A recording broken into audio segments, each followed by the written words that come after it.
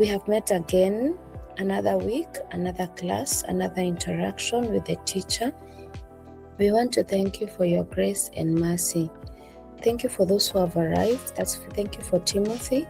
Thank you for Wanjiku. Thank you for teacher. Yes. Thank you for Soire. Thank you for Melis. Yes. Yes.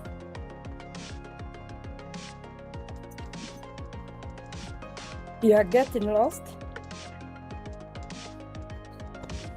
Irene, thank you for everyone. Lord, as we start the class, we welcome you to start with us. And when we shall meet again tomorrow, or when we are ending the class also, we shall be careful to give you the glory and all the adoration. Thank you for your love. Thank you for your grace. Thank you for your mercy. Thank you for our country, Kenya. Thank you for the leadership. Thank you for our families and each and every child and every parent and every father and mother that is represented here. Lord, we bless you for their lives. And it is through your Son, Jesus Christ, we do pray and believe. Amen. Amen. Amen. Thank you, Marianne, for that powerful prayer. Very powerful and very touching. Even including everybody, including our country. Thank you so much. We also wish you very well. I am very appreciative because of this group. If there is a group that has consistency and stamina, it is this group. One, you really keep time, and that is a virtue I have really embraced, and it has also taught me as a trainer I should also be very punctual, and I purpose to do that every time, but it not when things could be sometimes be a bit difficult. So I thank God for this class. So welcome all of you. Personally, I'm ready for the class. I thank God for the grace He has given unto me at this time. So I'm ready to start. And those who are here briefly, you can say hi as we move on. Just say hi, we move on very fast. I will start. Hi, everyone. Hi. So my name is Mary, and I'm so excited this evening. When I was doing the journals yesterday night, because that's the only time I got, I decided now I'm going to be disciplined and do just all of the journal yesterday and just send it. I just realized that whatever I documented yesterday were my thoughts, my emotions, and my feelings. I realized I documented even the first day that I inquired about this course, the person who I even asked about, how even the administration took time to to reply to me. So I almost gave up, and I was like, maybe this is not the right thing for me. Okay. But now the first day of orientation on the 6th of May, I felt like I was on the right track, and then going to the 13th of May where we started our first class. Mm-hmm. I think I found so much love in this class, and it's the day I decided that this is what I want to do. Yes. Because it really made me find myself, know how I'm feeling right now. I can easily sit down and tell myself, now I need to be disciplined, I need to do this. I am listening a lot, and let me thank God for each and every one of you. I am learning a lot, and I've really improved because I was very emotional at the beginning. I did not understand what was going on with me, but I thank God. So far, so good. Last week, I had trainings at work. I was teaching them about emotional intelligence. And let me tell you something. I love this class because, teacher, you have taught me well. Everything that you taught that day, yes, everyone carried something. And when they see me, they tell me, I have learned something. I used examples that people could, like, our day-to-day lives, and I made impact, and people did not understand, and now they saw me in another way that they did not do. And I thank God for this class, and I'm looking forward to know more and more and more. Thank you. Thank you, Marianne. We appreciate. Learning is about extending what you have learned or practicing what you have learned in other areas. So thank you for the step you are taking. Growth is, it takes time. Don't you worry, even sometimes when you become emotional, it is okay. We have also taken time to grow. So growth is not easy. And you grow one area after the other. You may find you have grown in one area and another area is giving you a headache. Continue working on yourself. And by the end of it all, you have total control of yourself. We wish you well. Thank you. Anybody else? Kimaru, we had talked a bit, so any other person apart from Kimaru and Marianne want to say hi so that we move on? I think this topic we have today will even be very beneficial to Marianne because it is a group facilitation. Anybody? Okay. Maybe as we continue, we shall be interacting with each other. Marianne, when you are not there, when you are unwell, we actually talked about group counseling and we talked about the stages of a group. And we said there are 5, the way a group is formed. And we saw the characteristics of a group. The notes are there. When you go through them, in case you have any gap, we can always help you. And we said also group has many members, and those members are diverse, and we should deal with them uniquely because they have unique needs. We have those who complain, those who are reserved, those who are active participants, others are withdrawn, and all those people, you find them in a group. So today, I want us to talk on something called facilitation, group facilitation theories. And we are going to use a few theories, and we are going to see how they work in a group. According to what we have been given, the timetable, it has given us 3 theories that we shall work on, but I'll first give you just a guide before we go to them, so that even if you come through across them during your time of study, you have no issue because this is what I have for your notes, which I'll send immediately tomorrow after we have completed this. So when we talk of group facilitation, it's when you as an individual or as a counselor is facilitating a group, or you are the leader of the group and you are expected to tell them something. And this group facilitation basically focuses on the group effectiveness. So when you are doing facilitation, how effective are you? Are you able to manage the process? And they say group facilitation is not about the process. Sorry, it's about the process, but not content. So we don't deal more with the content. It's not what you say. It's whether you are able to take the group through. Because you can have a very good content, but you are not moving the group. So they actually say it is you manage the process. Is the group moving on very well? Are they moving from stage 1 to stage 2? Is what I'm telling them making them move from one stage to another? Very, very important in group facilitation. And also, facilitators are neutral guides. So when you are facilitating a group, you are a neutral guide and you structure your interactions and you allow the groups to improve. You will know when the group is moving with you. That's why we are saying the facilitator is a neutral guide, because when you structure the interactions, when you are facilitating that group, you'll find in the process that they can solve their problems, they can make their decisions, and they are learning something. And sometimes even if they don't give you the feedback, the process will tell you whether you are moving with the group or not.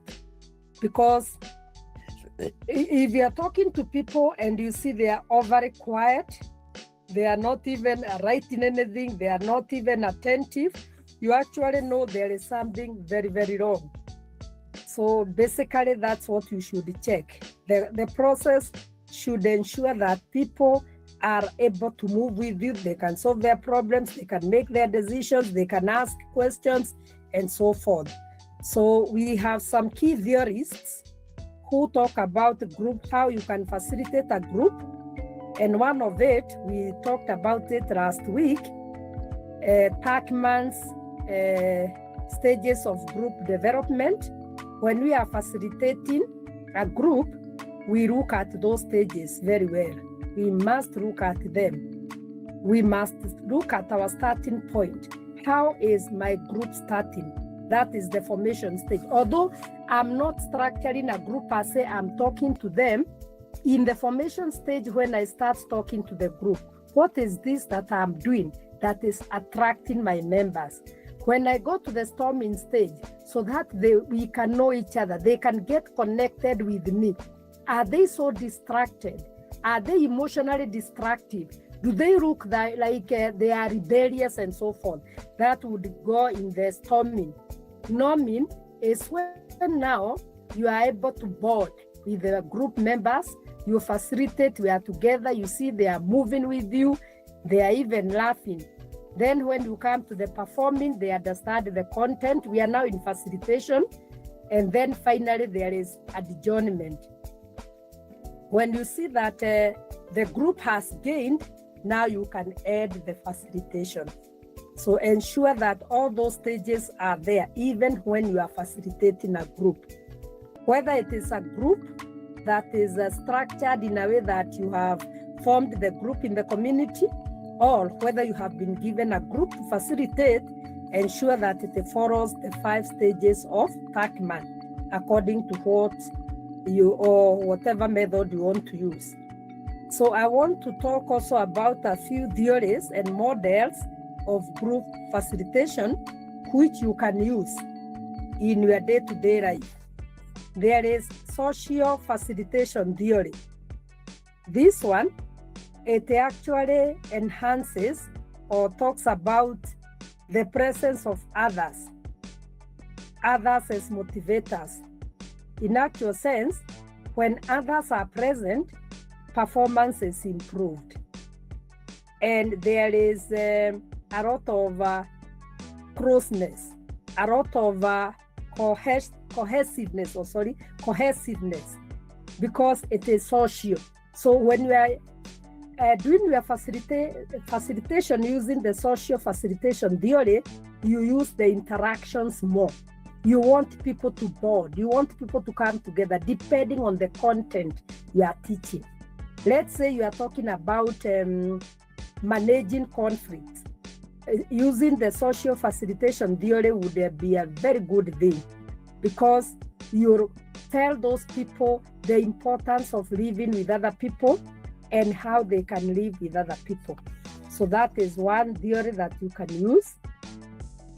And you can read more during your free time.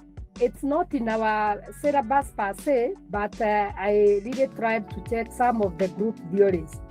Tuckman, I have said. Then there is the humanistic learner-centered facilitation. Now, this one focuses on establishing a supportive and safe environment. When you are facilitating a group, are you giving them a conducive environment? Are you giving them chances to participate? Are you giving them chances to dialogue if need be? If need be. Because I train a lot here at KidCo, I find that most of the time, the humanistic learner-centered is very key, because you have to realize that these people need to talk. You need to give them space, particularly when they learn for 2 hours consecutively. Give them space also to discuss so that they can dialogue. And sometimes when I leave them, I find them doing a very good job. I tell them, now you have 30 minutes to discuss. And then we present what you have discussed. That one is a humanistic, learner-centered facilitation, whereby you put the learners before everything else and you give them time. Then there is another one we call the conflict mode model. Maybe because we facilitate different people, You may be having a group that has conflicted. You can use the conflict mode model. Conflict mode model. Now, hii model, maybe some people can still look at it and tell us something. Let me write the writer of this person. He is Killman. Somebody can check for us something about him, what he talks about or what he says, but I'll tell you he is called Killman. And this man says that he uses a tool for managing group conflicts. And he talks about 5 things.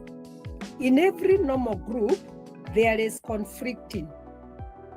And in so doing, when people conflict, there is competition. But that does not mean people will never come together. Then he uses another word, collaborating. When people conflict and they are competing with each other, they can also collaborate. They can also do what we call compromising, meaning there's whatever you have said, we have agreed.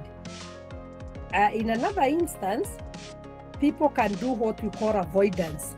They are withdrawn. It is quite normal. It is quite normal. So people should not feel that there is conflict.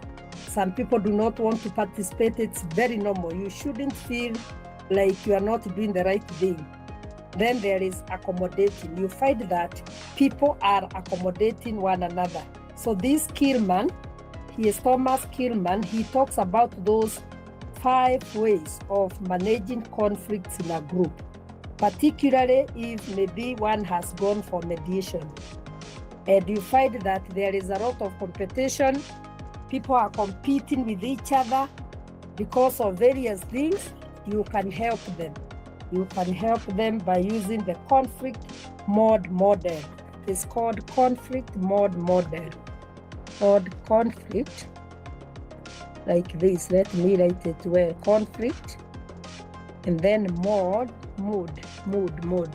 This, when we used to do this mathematics model, mean model, whatever. Yeah, conflict mode model. Maybe because I see scholars here, during your free time, you can go there and check on that. That would be very, very important. You can look at it during your free time and come up with points, or even today, if you get time. No worries, any time is good time. So that is, those are the few models. The social facilitation, whereby you enhance interaction. The Tuckman, you follow the 5 stages. The humanistic, like Carl Rogers, whereby you value the presence of human beings and what they can do. Then the conflict mode model, the one for Killman, very, very important. Then the last one, before we go to our main theoretical orientation, kuna hii ingine which I like very much in a group. It is called the DISC model. The DISC. I will explain the DISC model. All these models can be used in a group. You know, we have different people with different thoughts. So we need those models very much. Many of them, not only the ones we know. That's why I brought those ones on the board, the ones we have not learned, so that you understand that we have other group facilitation theories. I'm talking about the DISC model. I want to explain what it is all about.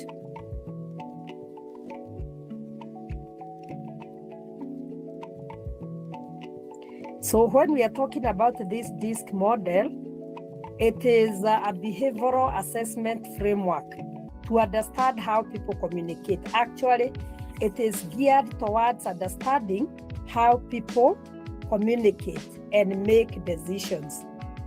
I'll tell you what those words mean with others and how they interact and so forth. And this one, Marianne, because most of us are working, they have said this model is used in workplaces for leadership development and team building to improve communication. Yes, And it classifies the behaviors into 4 main things. That is D. D stands for dominance. The focus is result action. Then I, it is influence, how people are influenced. Then C is steadiness. Is there steady cooperation in the group? S, steadiness. People in the workplace, are they steady or they keep wavering? And then the last one is conscientiousness. That word, C, conscientiousness. I will write it here.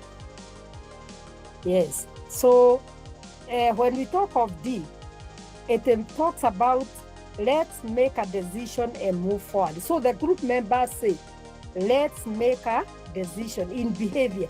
Let's make a decision and move forward. So we must make a decision as a group.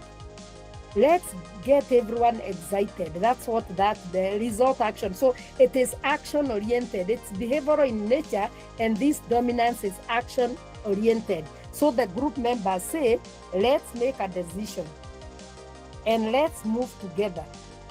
Let us not waste our time here. Let us move together. What about I? Let's influence one another.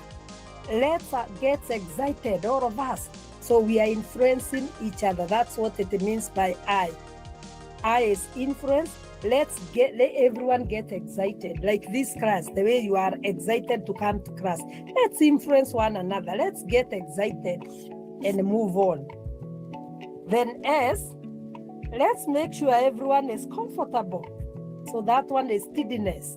So that this group can move on well, we must make sure that everyone is comfortable. That is S. Yes, I can see. Thank you. Yeah.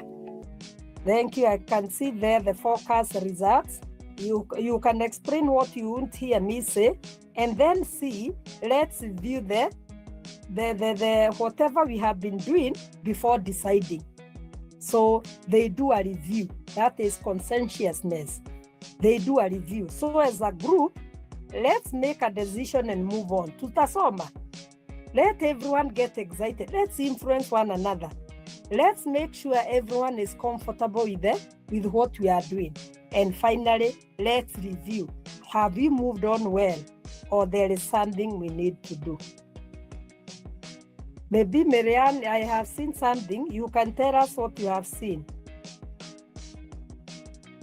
with this style. I think the style is really good. Mm. Really good. Okay. Tell us something.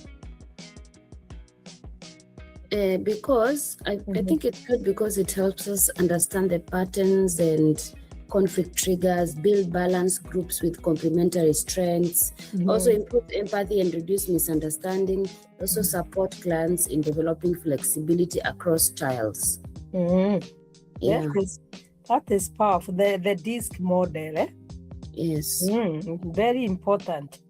And you are told, like you have said, this DISC model, it helps in self-awareness because people are able to understand their behavior and their strengths and the areas they can grow. So this model can help many people to understand, who am I? How do I behave? Am I reflective? Am I reflective? Am I changing my behavior, or am I remaining constant, making mistakes? Very, very important.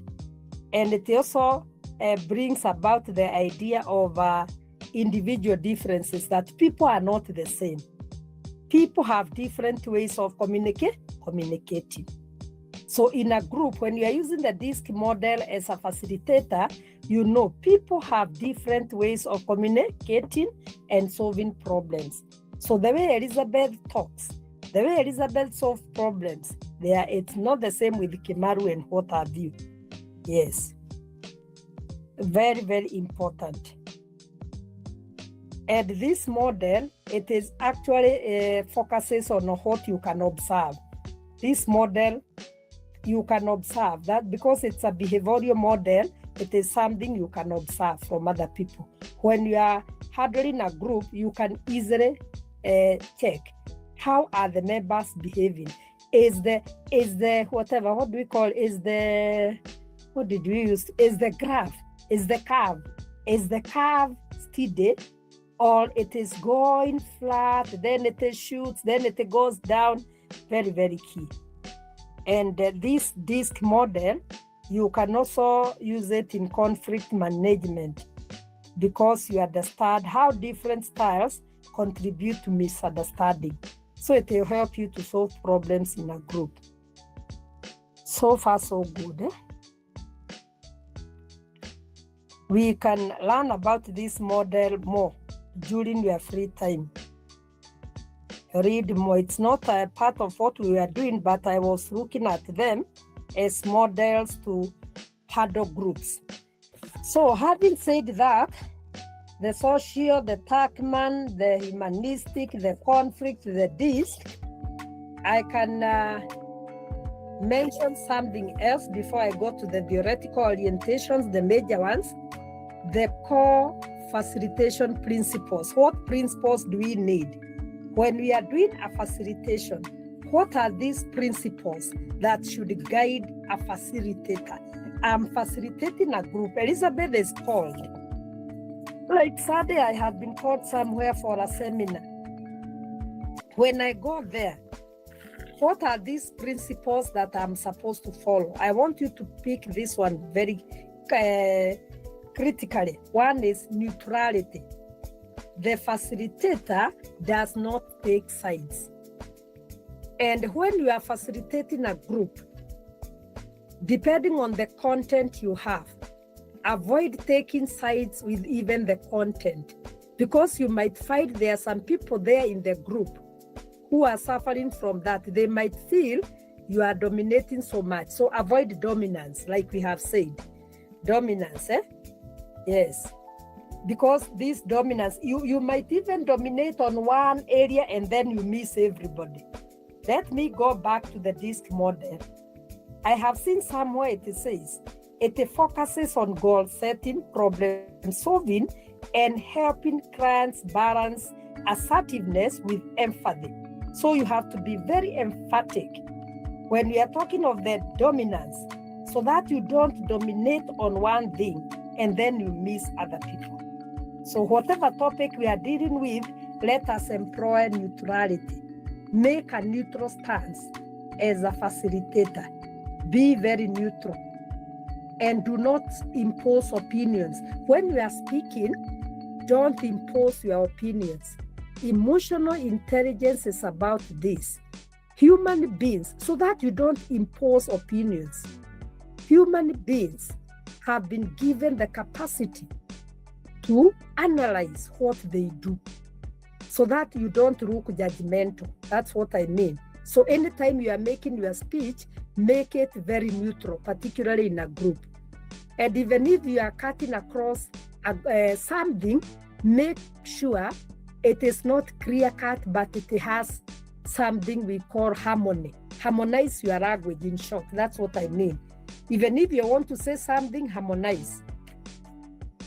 Okay, the second principle you need to employ is process, not content. So be very, very careful. When you are a facilitator, manage how the group works. That is the agenda and the methods,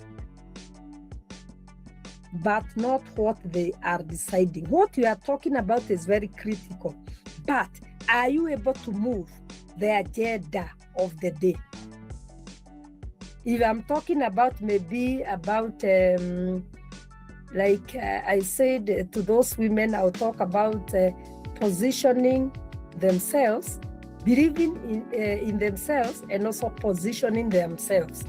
So am I able to articulate that? Am I able to to have a process? Content is okay, but how is my process? Am I managing the group well? Am I managing the agenda well?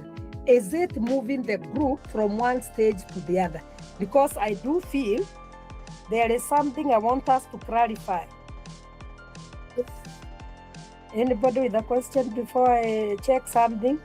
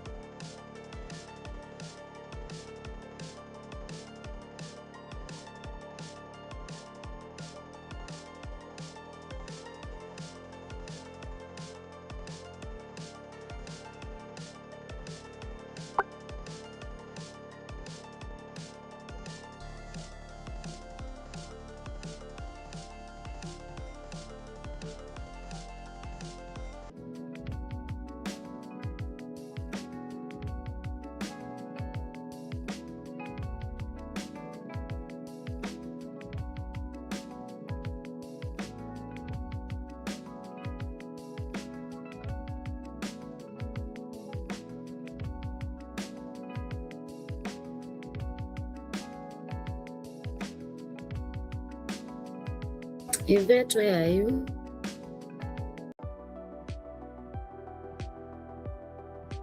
Rosette, not Yvette. Yvette is my friend. Rosette, where are you?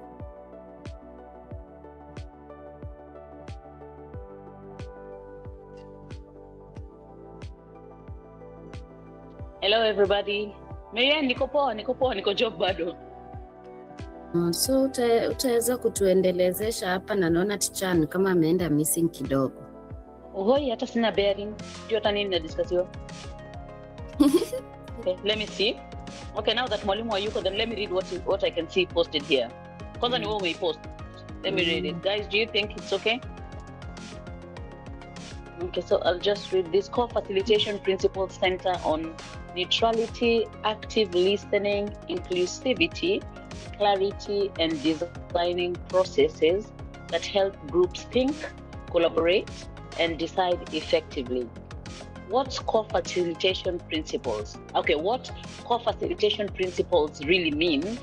Drawing from the International Association of Facilitators,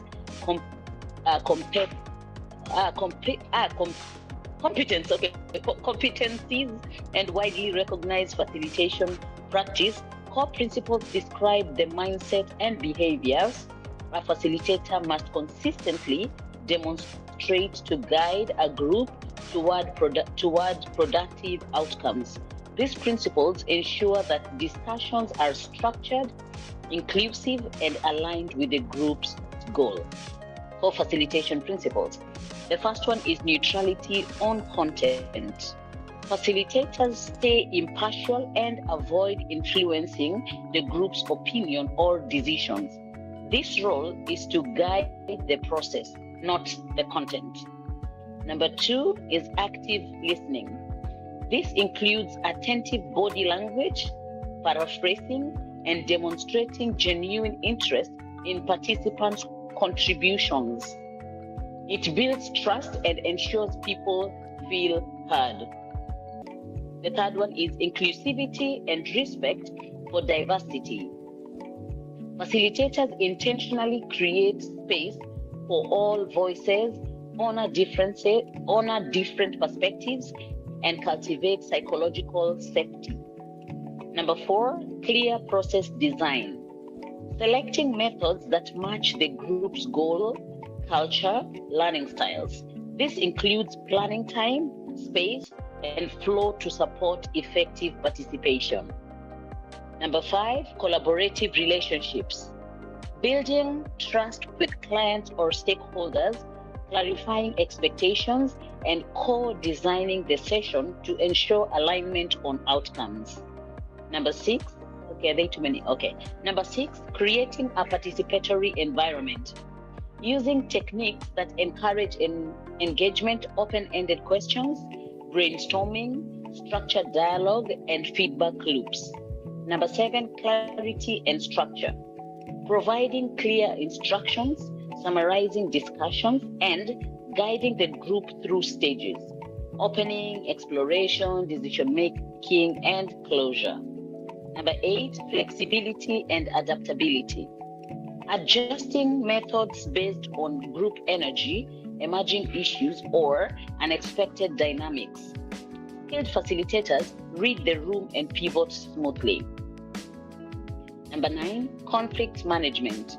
Recognizing conflict as natural, creating safe space for it to surface, and guiding the group towards constructive resolution. And number 10, ethical practice and professionalism. Grounded in the IAF Code of Ethics, confidentiality, respect, transparency, and integrity. Mwalimu, I've seen your back. Over to you.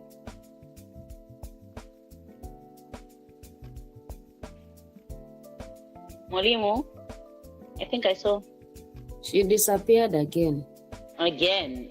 Okay. It's only Maybe it could be the network. that I had muting. Okay. It was mute because I was listening to Mwalimu. you.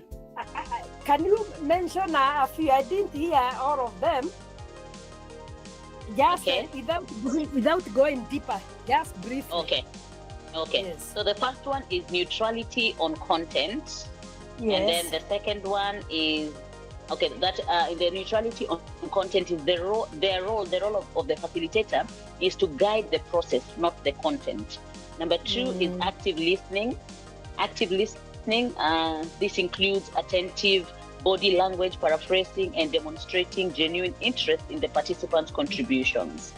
Number 3, inclusivity and respect for diversity.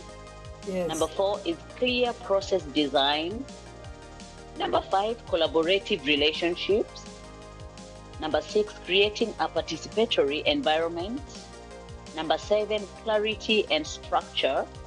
Number 8, flexibility and adaptability.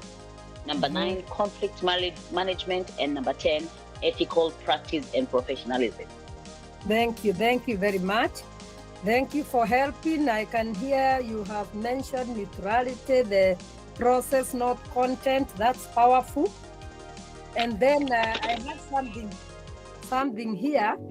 It is another principle of group facilitation is harnessing group wisdom.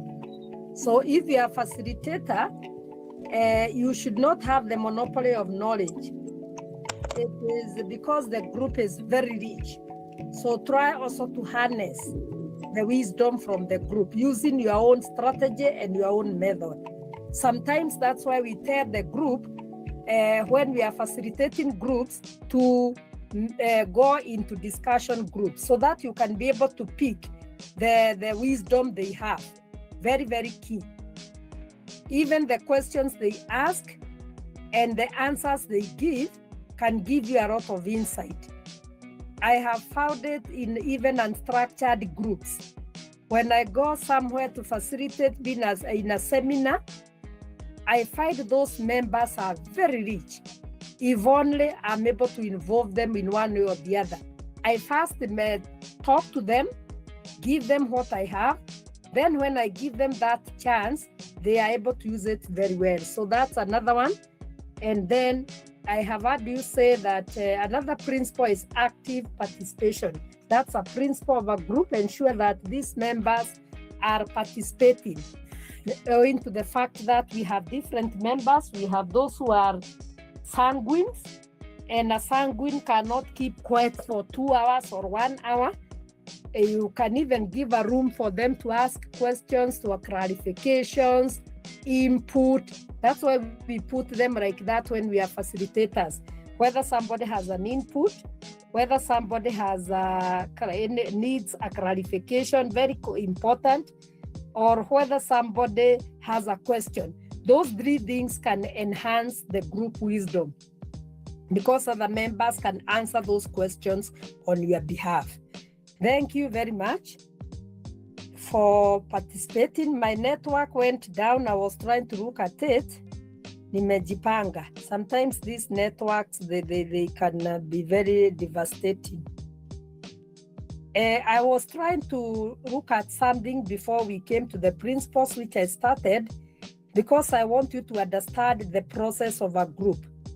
When we talk of a group process, it's how a group works together to achieve goals. Yes. How is your group connected? That's what they actually mean by the word process.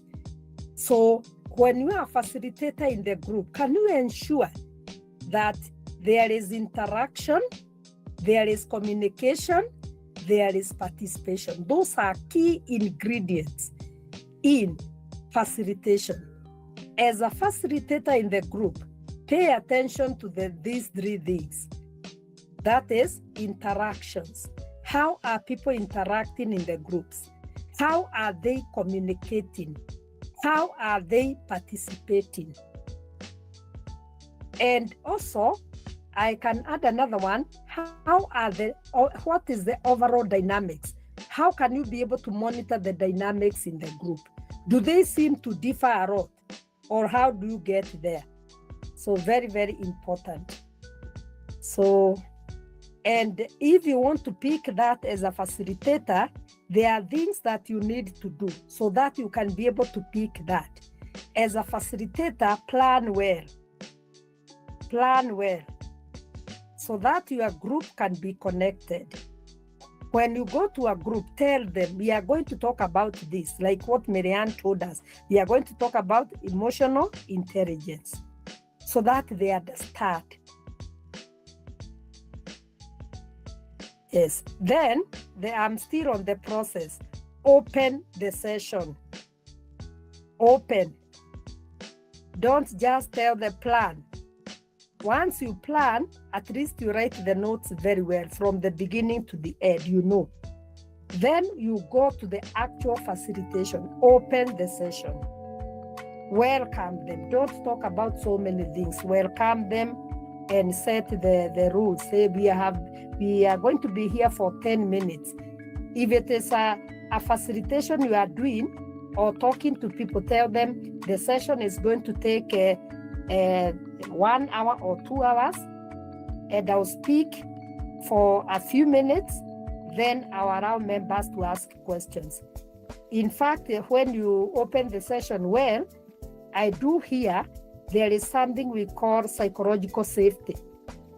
People feel psychologically safe because they are aware of what they expect. Sure. Yes? I have an input. Yes, please. So for those people who like be facilitating like me, there are some things I realize they work so well. Yes. So I realized a lot of people, they are visual learners. Yes. So do not give people too much notes. For example, maybe if it is how to manage your reactions and maybe understand your emotions, for example, use small words, maybe manage like if it is maybe you mean how to manage, it's M is to manage, R is for reaction, and then beside that reaction there is an image that is speaking volume. Because some of the people don't like reading, but when they see that image, they can associate it with what they had and what they read. So because where I am, there is a lot of language barrier, a lot of Arabic people, a lot of Sri Lankans and Indians. So you're also supposed to be aware of the group that you are facilitating, because language barrier is key. And so images worked so well. So they sometimes when you're telling them how to, like there was a place we are saying stop, you breathe in, you just place like a handwritten stop, a red hand, you stop, you breathe in, and then you choose wisely on how to react. Like it was really working so well. So if you're a facilitator, also images, they work a lot. Thank you. That is true. Yeah. Yes. Thank you. They like the visual. What you are saying is very correct, and I pick you correctly. The language barrier. You know, you can speak too much there. They are not picking what you are saying. But when they see those images, they pick very well. Pick it very well. Like I know if I'm going to talk to the teens, I don't like it when I'm just talking. I like doing it when I have the slides. And those slides, they have images. Some of them could be having images so that they see. If I'm talking about esteem, I should bring an image there of someone who has high self-esteem, the other one with low self-esteem. If I'm talking about managing conflicts, unaleta hapo pic, you talk about it and then you first show them what is conflict, and then you tell them whatever you are saying works. Those diagrams or those images are critical in facilitation, particularly if you are handling a group that has dynamics. A homogeneous group would be okay. But when you are handling people with different perspectives, people with different languages, let them see more than you talk because of the language barrier. Thank you. So we were talking of that planning, and Marianne has come in very well, opening the session well, and then guiding the discussions and managing the group dynamic. That's the process. That's the process we are talking about. Right now, if you go to talk to those people, and after you see like they are even looking sideways, then you know you are not managing the dynamics. You are not managing the dynamics. So let's be very, very careful when we have group facilitation. I've said harnessing group wisdom, and finally active participation. Let them participate if it is possible. And even if they don't participate, all of them, a good number should be able to do that. Then, briefly, just 1 minute or two, that was the core facilitation principles. Then we go to the role of a facilitator in group facilitation. What are you supposed to do? I have 3 points here. As a facilitator should structure and design, plan the session, set the agenda, and define the process. That is before and after. How are you going to conduct your process? What do you want to start? Where do you want to start? And what do you want to start with? And how? Now that is your own now. You structure your whatever, your facilitation. Like me on Saturday, I have to know, how am I going to structure this facilitation? Where am I going to start? What is very important that I'll start with? Sometimes when I go for seminars, I leave some points I had prepared because I see like they are not fitting the group well. Depending on the interactions in the group, I'm able to change very fast so that I can help them. Very, very critical. Then the other one is monitoring dynamics. It's also a role of a facilitator. And the third one is intervention. Make sure when you are facilitating a group, get the feedback. Don't leave those people empty. Get the feedback.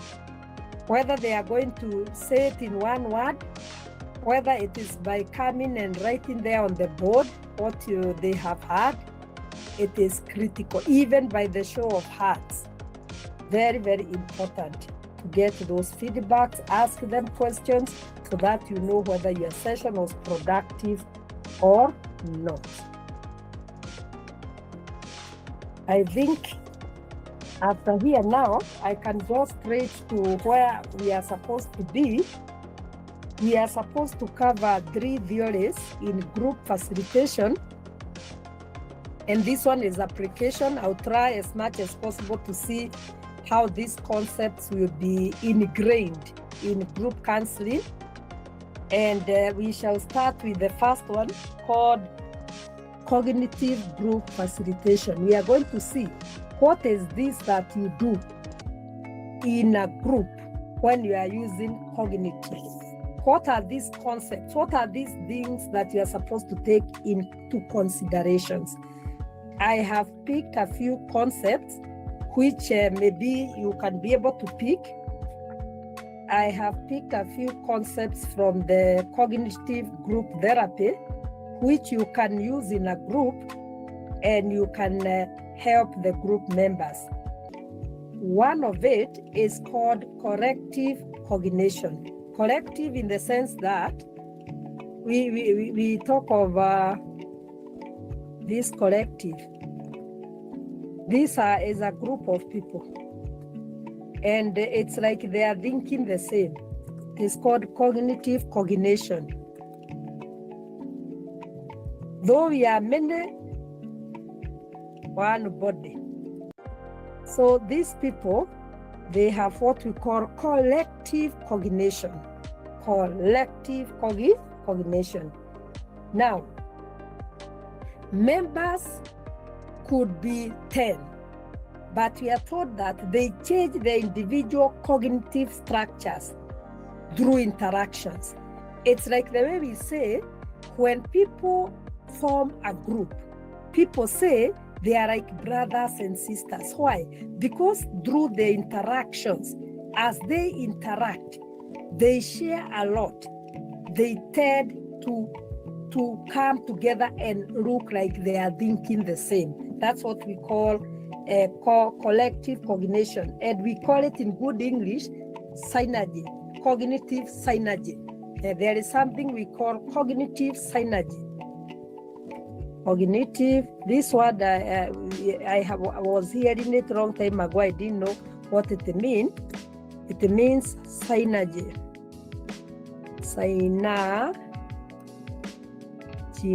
Cognitive synergy.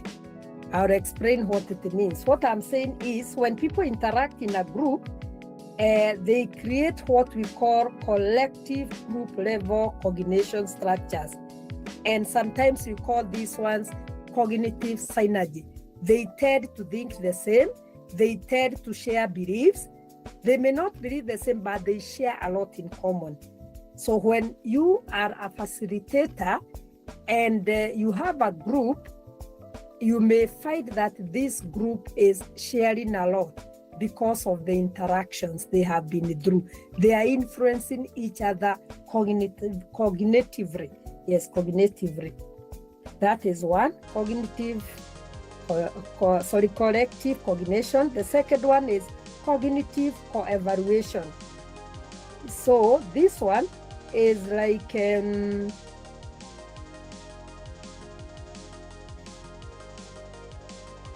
I don't know, I'm looking for a simple word. Cognitive co-evolution. So there is you are cohabitating, you are staying together. So you are learning from others. It's a compositional effect.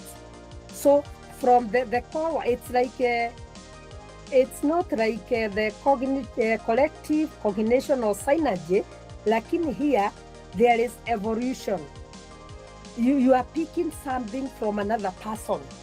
And when you pick that thing from another person, it's like it becomes part and parcel of you. It's called a compositional effect.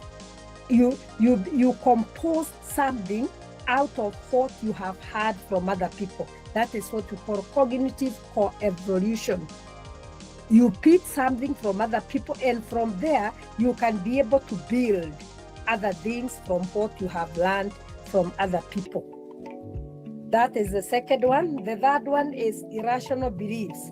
So when you are handling groups using cognitive group facilitation, you are likely to note these irrational beliefs. And when you note them, you do three things. As a facilitator, you should detect, is my group rational or irrational? And how do I know my group is rational? Are they withdrawn? Is my group withdrawn? Or is my group bonded, or are they in cohesion? So there are two things that you tell me. So if there is withdrawal or anxiety, then I know there is a lot of irrational beliefs, and these members of the group are very unsafe. They are very unsafe. They feel pain. They have a lot of pain. And what have you? That one you should note. and then address those irrational beliefs that are making people withdrawn or unsafe, and it creates a lot of anxiety in the group. So when the group collaboratively or together, they are able to identify these things. That is the anxiety and withdrawal. They do 3 things. They do the catching. Catching means they are catching what is this that is happening in our group that is making our group not work. So they do the catching. Then they do the checking. They are called 3 C's. Then finally they do the changing, meaning they restructure themselves because they have noted there is a lot of irrationality. Our group is not thinking, it has a lot of anxiety, it is unsafe, people are withdrawn. What is this that we can do to bring this group together? There is catching. We have noted there is a problem. Then let us check what this problem is all about. Let us try to change the way people think about what they are thinking about. That is the changing. We call it the 3 C's. It's normally called the 3 C's in cognitive behavioral therapy groups. Then in group therapy, you can also use the group dynamics versus activating events. That is, when you talk of the group dynamics, this is the way the groups operate. Groups operate differently because we have different individuals. So the group can set its own interactions. Yes, it can set. And these interactions can be supportive or conflicting. That is very key. Because there could be some events in the group, some things that are being discussed in the group, they bring conflicts. There are some things the group members can discuss, they bring support. So that one actually can move to the ABC model when you are dealing with the group dynamics. So sometimes in groups, you may find there are events in the groups. There are things in the group that are bringing the group together. There are things in the group that are bringing the group apart. So be very, very careful. Capture that as a facilitator. Capture those dynamics.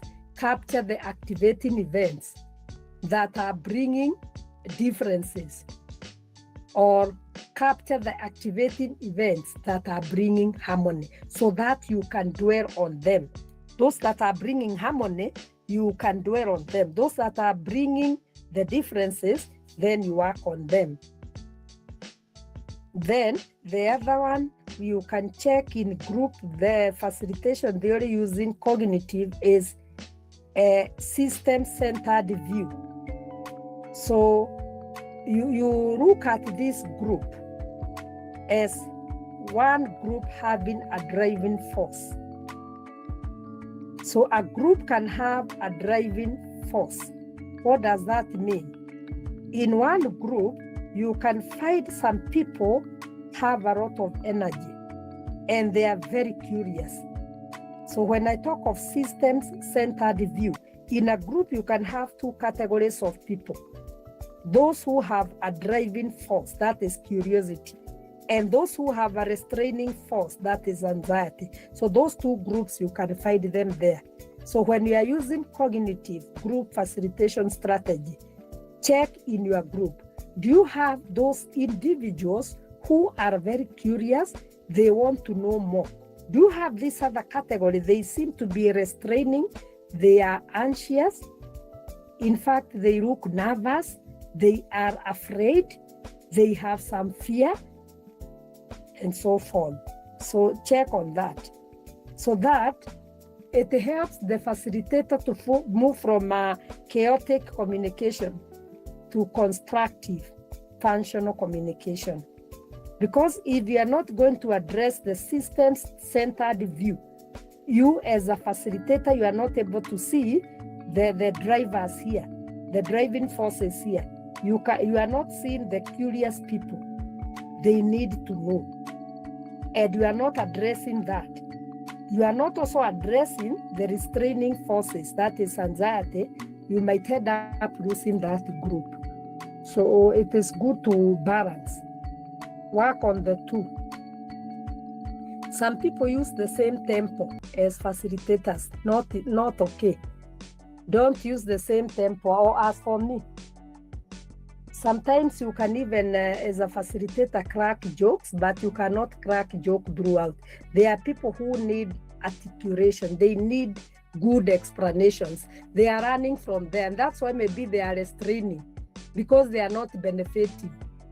So let us not use the same tempo, the same methodology, the same thing from the beginning to the end. You capture one audience, you leave the other audience out. So work on the systems-centered view. Note that you are dealing with a group, not one person. So the viewpoint should be a system view perspective, not individual view perspective. I don't know whether you need a clarification before I go to the application. I was talking of the concepts you can pick before we go to how can we apply this.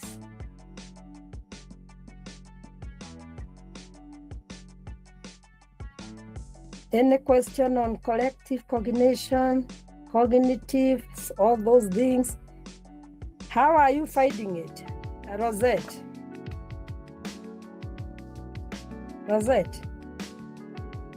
Rosette, uko hapo ama alienda? Oi, nilikuwa naongea na patient. Niko kuchukuili at the same time. But it's okay. Nimemalizana. Uko na sawa mwalimu? Oh, pole. Wewe endelea kidogo. Wale endelea, malizia huyo kwanza. Haya. Malizia huyo. Yeah, maybe I can comment. Yes, comment. Thank you. Yeah, I was just listening to the way you have given us the characteristics, and I looked at ourselves as your students, how it has been a journey where you have almost identified all of us, how we interact. Some were quiet and you reached out, you know. Yes. And so that mtu asibaki nyuma. Yes. Sometimes you normally crack jokes and we are all in it, and then sometimes you say let's continue. So me, I was just reflecting on how you have been journeying with us until now everyone has developed a confidence to raise their hand up and comment and give feedback and participate. So everything that you are saying was just ticking how our journey has been since we started this class. Thank you. Catherine, I appreciate it, surely. Being reflective is part of learning. Yes, because you can have a huge class like this one, and then you lose everybody because you are not concerned. And it is good when you are a facilitator, you get concerned with everyone. Thank you, Catherine, for that. Let me ask you one thing. Yes. There are some people in a group, not a good example, because now in a group where you are facilitating, or rather I'm facilitating. Yes. And then you find that throughout the session, those people, they have not talked, neither contributed on anything. How do you handle that? For how long have you been with them? Maybe 2 hours, 3 hours.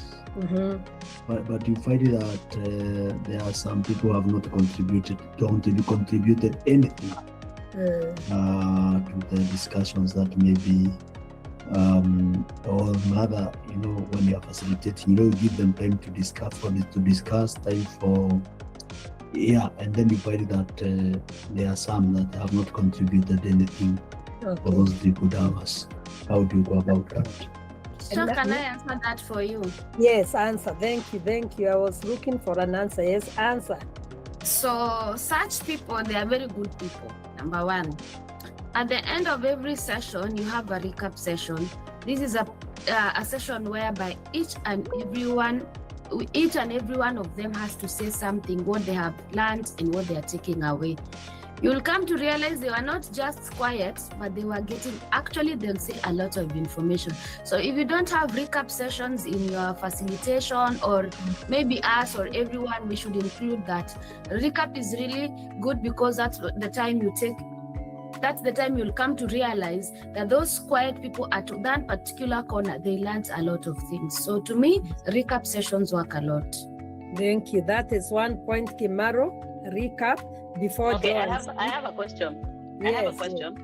Okay, Yes. Recap is very good, but remember, even on recap, you cannot force someone who's not intending to speak even on the recap.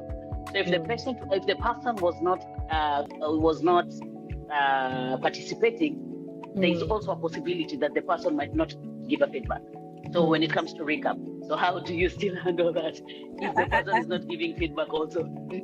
I am also imagining if I'm doing the first session, maybe it is 2 hours, it is not possible for all people to participate because some people take time to gain confidence in whatever they are saying. So I'll give them benefit of doubt. I have worked with some people, even in classes, they take time before they can say things. But within no time, maybe the first session, the second one, by the third, they have opened up. So sometimes people take time. Some people take time to open. So if it is not, you have not been with them for a very long time, there is no need of worrying. They will talk with the time. Maybe they want to gain confidence. And other people take time even to share.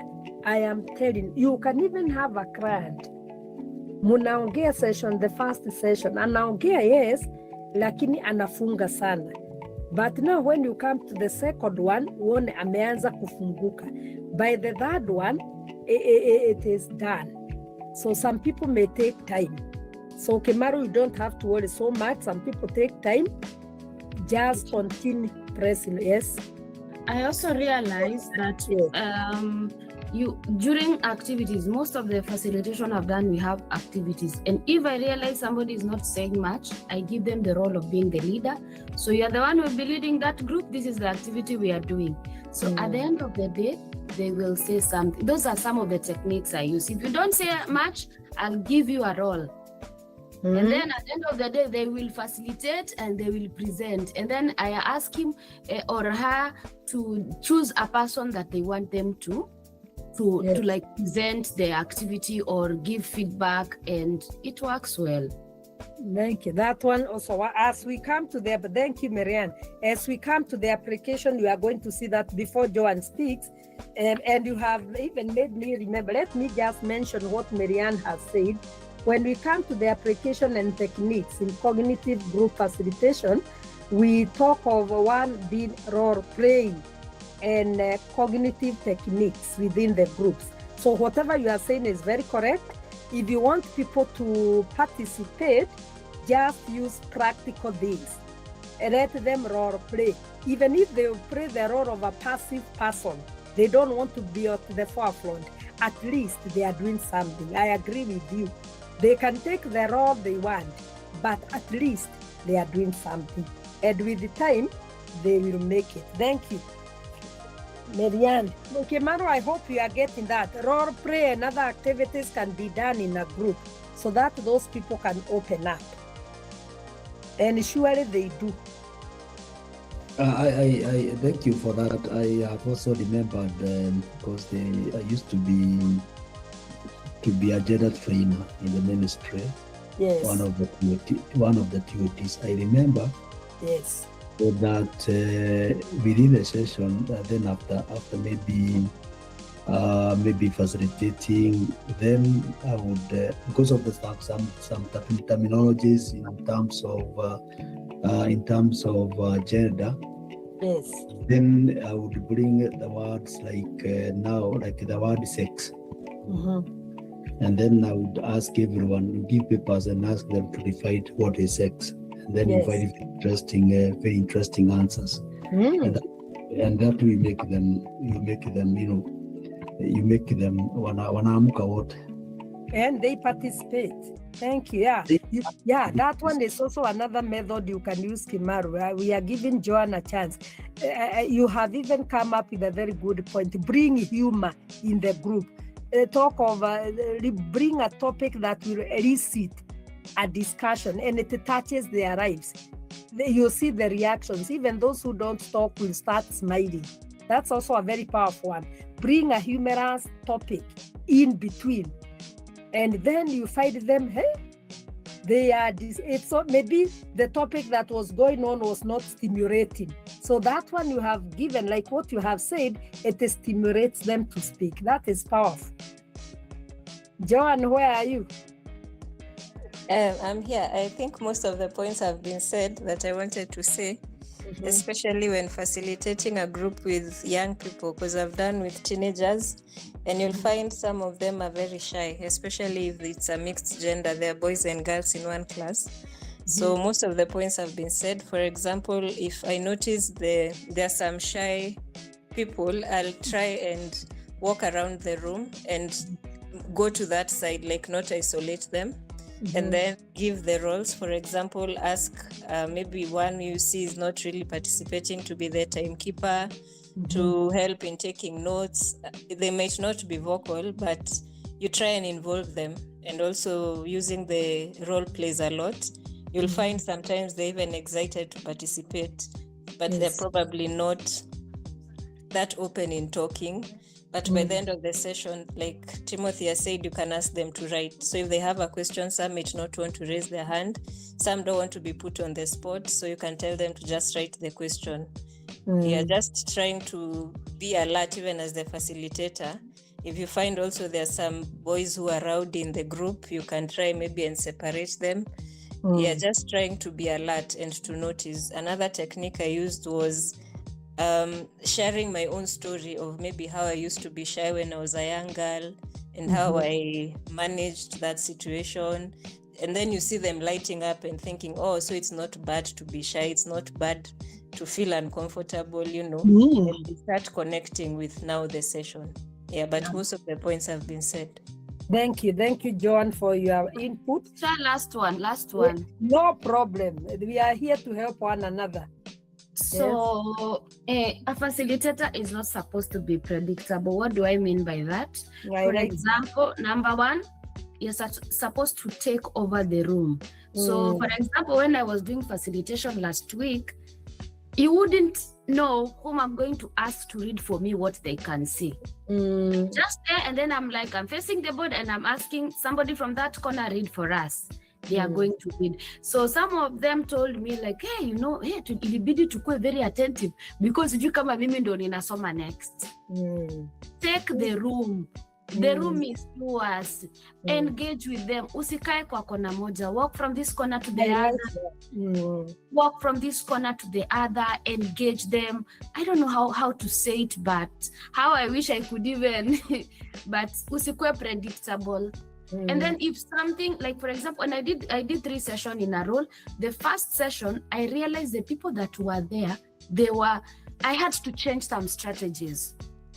Yes. If kama ulikuwa unatumia hii activity, unaangalia umeshasoma rada hawataki hivi wako hivi. So you have to be very quick to change and adapt. You just go to their level. Because that way the session is going to be good. But kama ni ule mtu haunanga plan B, it will be very hard. It is true. Thank you. I agree with you. You have to be unpredictable. And one thing I have also picked, which is very critical, is you have to adapt and adjust. Because sometimes you can go to a group and then whatever you have, the content you have to simplify to the language they are going to understand. Yes, you use the same content, but simplify the language. But there is another group you go to, you use the same language without altering anything. So like you have said, you have to be highly adjustable. Change like the weather. The way people are, move with the crowd. I like it, these motivational speakers, some of them are able to move with the crowd. When they see the crowd, you wake them up and then tell them something that you touch their lives. And when we are also facilitating, particularly when maybe they are grown-ups, let's say grown-ups, we are in a seminar and so forth. Let us make sure that whatever we are telling them is something that is benefiting them, particularly grown-ups or even children. Let it be something touching, something that will touch their hearts. People's hearts are touched by something they feel it is touching their hearts and their minds. That is also another very critical thing in facilitation. Ensure that what am I saying? Is it reaching the people's eyes? Is it reaching the people's ears? Is it reaching the people's heart? Mostly the heart. Because when you touch people's heart, they will listen to you. Thank you. That is a very powerful point. Very, very powerful. Or being unpredictable. Don't be so predictable. Let them not know what you are about to say. In fact, I have gone for seminars. Nimepata ile manual nilikuwa na hata situmii. I'm not using. Even the points I had, I find like when they start asking me, I go one point to the second one, then they ask me some questions, I divert the points.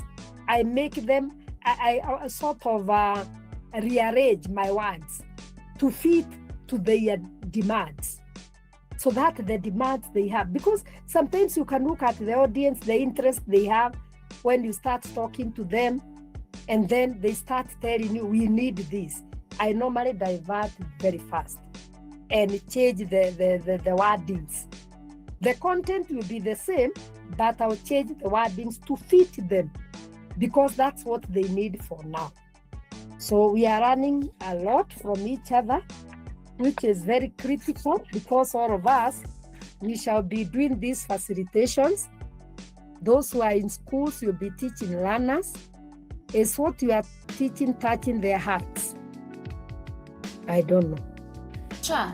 Sorry. Yes. I am just remembered another one. So If you're doing PowerPoint presentations, be also the kind of colors you choose. Speak a lot. Exactly.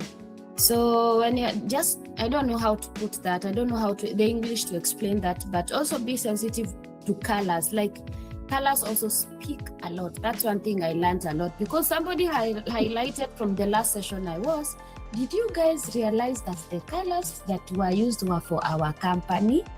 Did you know, like, so I came to realize also colors, I don't know, they just bring that warmth, they just communicate a lot. Yes. And another thing I'm noting, I'm picking from you, I think it is also important when you are going to use those images and colors, like you have said. I just want to add something. You can even check which colors attract middle class at this age, which ones are for the youths, for the children, for the elderly. You know, there are some colors you go there even putting on, not even the PowerPoint, the way you are dressed. And you are dealing with people who are elderly. How are you dressed? Very critical. You might put them off. For the children, how are you dressed? Is this what children, the youth, you are going to the youth, try to be like them. Even if you are not going to dress naked, dress in a current manner, in a way they see this one, even if she is not very young, at least modern. So that you are not so analog. Even when you are going there, they are already off. You know, some of these things, I like that. It is very true. You know, sometimes you can even go for those presentations and then people look at you. They are even wonder, who is this now? You look like Sijandropas there. And people are wondering. Yes. I'm stuck at dress naked. Irene is saying something. Irene, can you clarify on what you have said? You seem to be saying something. Tell us what that is. I'm just laughing at your statement that when you're going to the young people, you go dressed naked. It's funny. Have I said naked? Did I say naked? No, I say. no. Oh, What did I say? Eh? I said you dress in a way that looks like you are together. I said you don't have to dress naked, but at least dress something. They exactly. see this. Yeah. That statement is what made me laugh. I had to find a reason to laugh. So yeah, I laughed because of that. It is okay. Yes, thank you. Yes. I want to say something. Yes, Ashley. So, in the line of what Marianne has said in terms of colors, now in terms even of a room, me as I work with mostly special need children. No, PWD, sorry, not special needs, PWD children. And most of them are neurodivergent. So I remember there was a time when we were in a we were in a meeting, and there was this he's a grown-up, but he's autistic. He's learned, he has his degree, and then we were kept in a room that was green. He couldn't settle in that room because of the colors. The color was overwhelming him. So we had to go and look for a neutral color, a neutral room that has a color that won't disturb him, like a shade of cream, white, and to that room. So sometimes maybe a client is with you in that room, but those colors in your room are the ones that are distracting. And again, someone said, what you dress is how you will be addressed. I like that's a very powerful principle. Yes, what you dress is the way you'll be addressed. Last one. Yeah, okay. Thank you, Ashley. That's a powerful one. And what happened before Marianne speaks? Now the color was changed, or what happened? The green one. We had to go to we went to a cream whitish room that's a nude color that he was able to settle. He is the one who the person said that he or she was not comfortable. You will see him going out, coming back, and if you've worked with those people, you know that something is not okay. So how are you able to identify that it's color? Because I work with the neurodivergent children in Nairobi Chapel. So I realized he's not settling because of that. Okay. Yeah. That was powerful. That was very powerful. Thank you, Marianne. Now, I don't know whether it's the last one.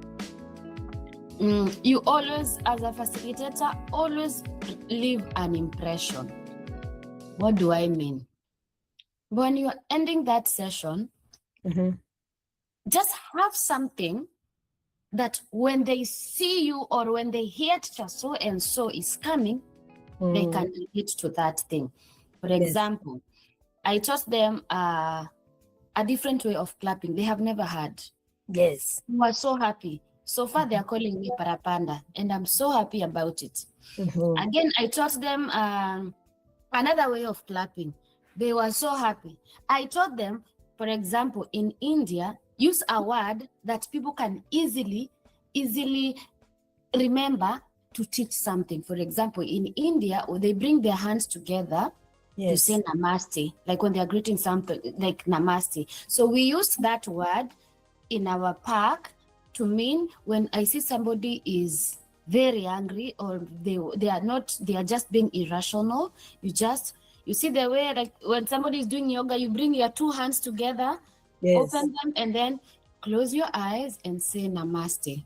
Like right now, when they see me, they just say Namaste. So always have that one thing that when they see you or when they can always remember to calm down for that session. Like if it's an emotional intelligence type of a session. Yeah.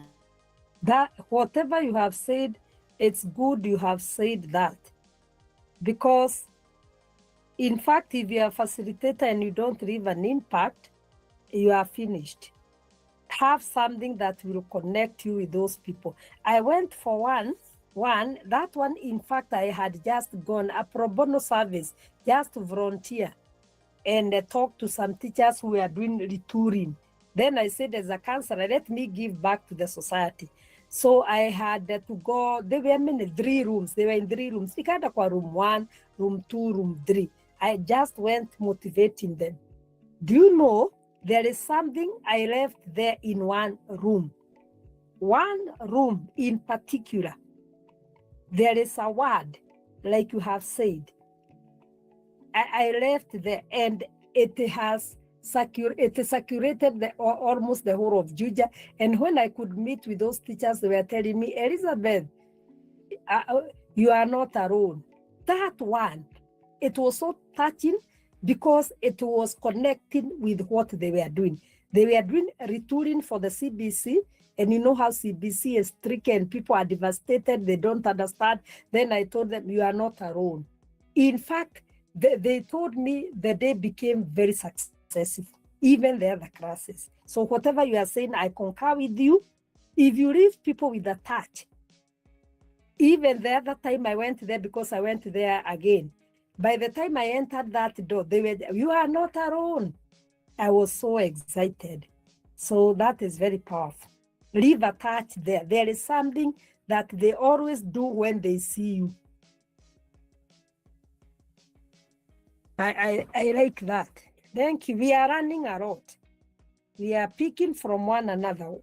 And please note that the touch depends on the audience. Don't use a touch that does not belong to the audience because they will not pick. So I was talking before we maybe break, I was talking about application. I have only 4 points, 3. Let me just use them very fast. We break the application and techniques.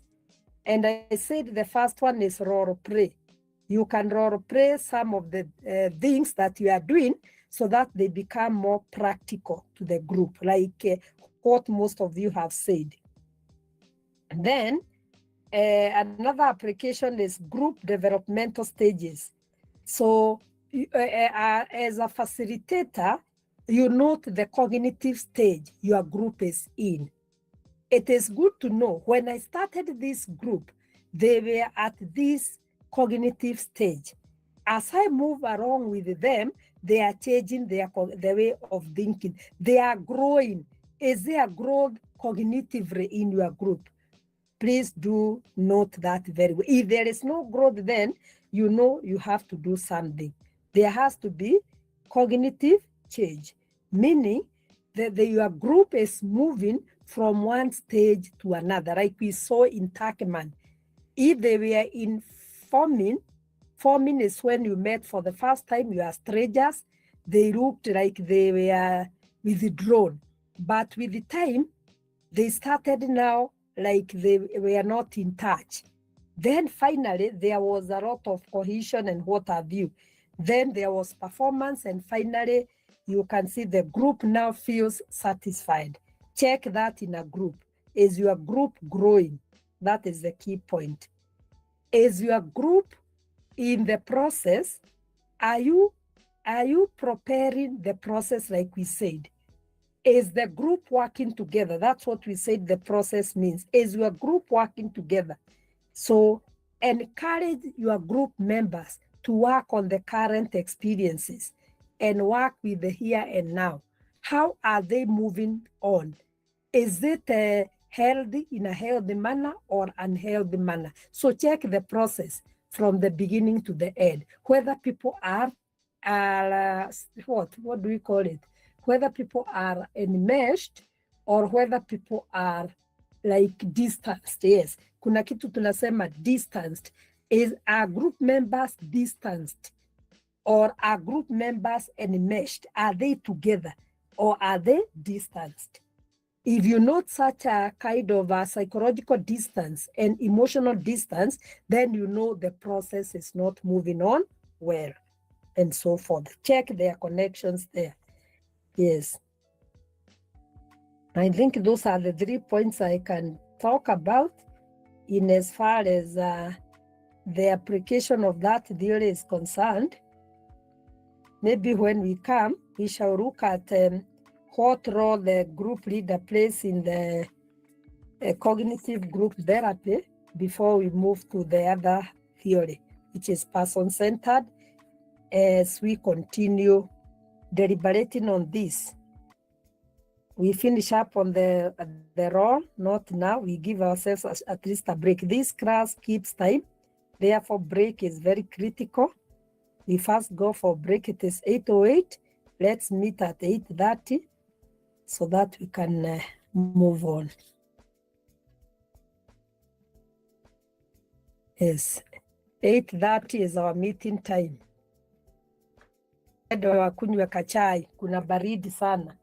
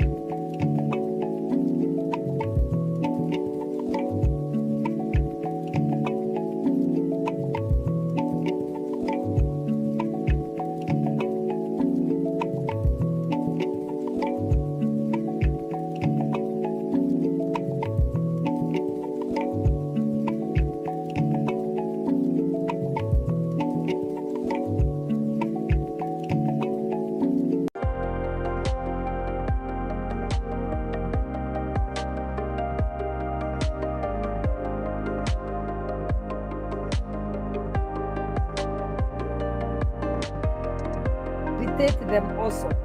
So you do two things. You facilitate and you educate them.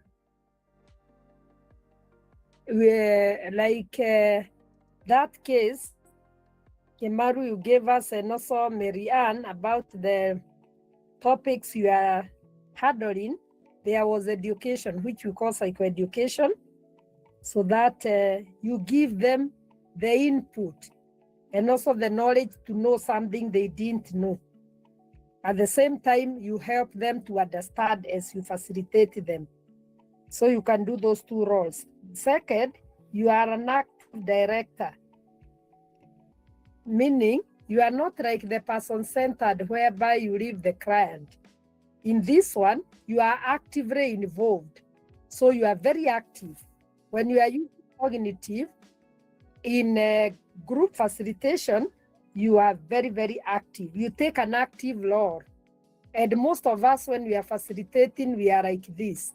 We take an active role because we are the people who have the knowledge. So we are directors. We are directing these people. We are setting the agendas. We know what to tell them and how. We are facilitating the discussions. We are even giving them inputs. And we are ensuring that the group is focused. So we remain active when we are using the cognitive theory in a group 24/7, so that you put the right thing in them. The therapist is also a skill builder. So you give them skills like cognitive restructuring, whereby you help them to change their thoughts from negative to positive. We even help them to carry irrational thoughts and do what we call behavior modifications. So you are skill builder. The assertiveness skills, they didn't have them, you give them. You teach them what are assertiveness skills. You teach them what is mindfulness. You teach them what is mediation, the yoga, and so forth. You enable them. You are a skill builder. You are building skills. You teach them resilience, how they can be able to cope with life and so forth. So as a therapist, using the cognitive behavioral therapy, you are that. You are also a promoter of interactions. You help them to interact more. As you facilitate the group, you encourage them to share experiences. Help them to share. Tell them when they share, they are healing. It's part of healing. So encourage them. You are a promoter of interactions. You are assignment monitor in cognitive therapy or theory. We have homework exercises. Like now, we give our clients some work to do at home. They can go and draw the Johari window. They can go and draw the self-awareness wheel. They can go and draw the Maslow hierarchy of needs. When you give them such assignments, you are helping them to explore their thoughts. Sometimes you can even give them some little task and tell them to go back home with their minds and try to see what they can change in their homes. That's a homework exercise because you have taken their mind home. Though they are in the session, they can go back home and think of how they do their own things, how they arrange their bedrooms, and what they can change. Even if they are there, they can change psychologically and so forth. So that is another assignment monitor. Help them to do such assignments. Although not physically, they can do them psychologically. And you also help as a therapist using the cognitive. You help them to practically apply cases or to assess their progress and to manage emotional crisis. That is, we call it in good counseling, the case conceptualization. When they have an issue, how are they able to deal with those cases? So even in a group, when they have conflicts, how well can they deal with their conflicts in a group? So when you are using cognitive, help them to look at their cases, the many cases they could be having, and how they are able to solve them. And finally, when you are therapist using this theory, we are told that you foster collaborative environment. That is what I said, work with the group as a system, have what we call interconnectedness with the group process so that you can improve symptoms like anxiety and depression. People in a group can be anxious, they can be depressed. So as a counselor, when you work collaboratively with the group, you help these individuals to deal with those emotions, even emotions of curiosity. Remember where I talked of in a group, you can have people, two driving forces, one for curiosity and the other one for anxiety. So in this case here, when you work in a collaborative environment, you'll be able to help those people, those with the curiosity driving force and those with the anxiety restraining force, and so forth. So that is the role of a facilitator in the cognitive group. They take an active role. They are not like the humanistic ones who really give people chance to be themselves. These ones, they take charge because they are teaching you new behaviors according to the proponent of this theory, and so forth. I don't know whether there is anyone with a question as far as cognitive is concerned, so that we can move on to other areas.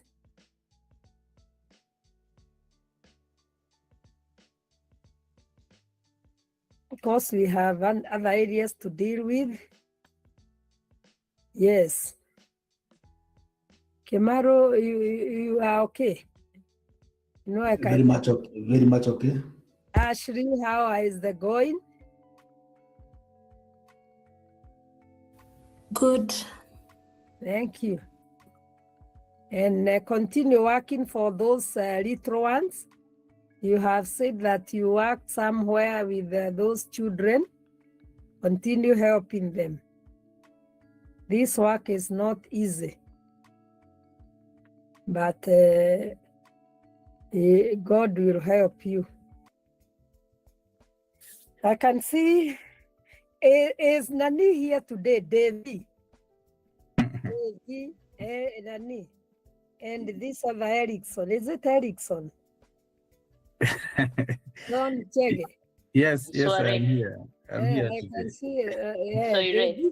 I saw you at a Grand Saraf. I don't know, because I've not heard you then. Chege is occupied. I've not heard it. And Dixon, Soire bado sijamuona leo.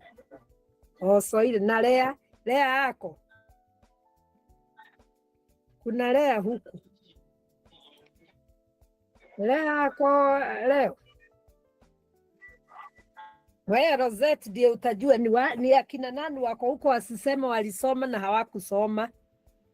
Lea sijamuona, mbona simuonioni Lea? Lea upo? Lea yuko, Soire yuko, Devi yuko, John yuko, Millicent yuko, anacheka tu. Na Joan najua ako, na Ashley ako. This ones I know that. Miriam ako.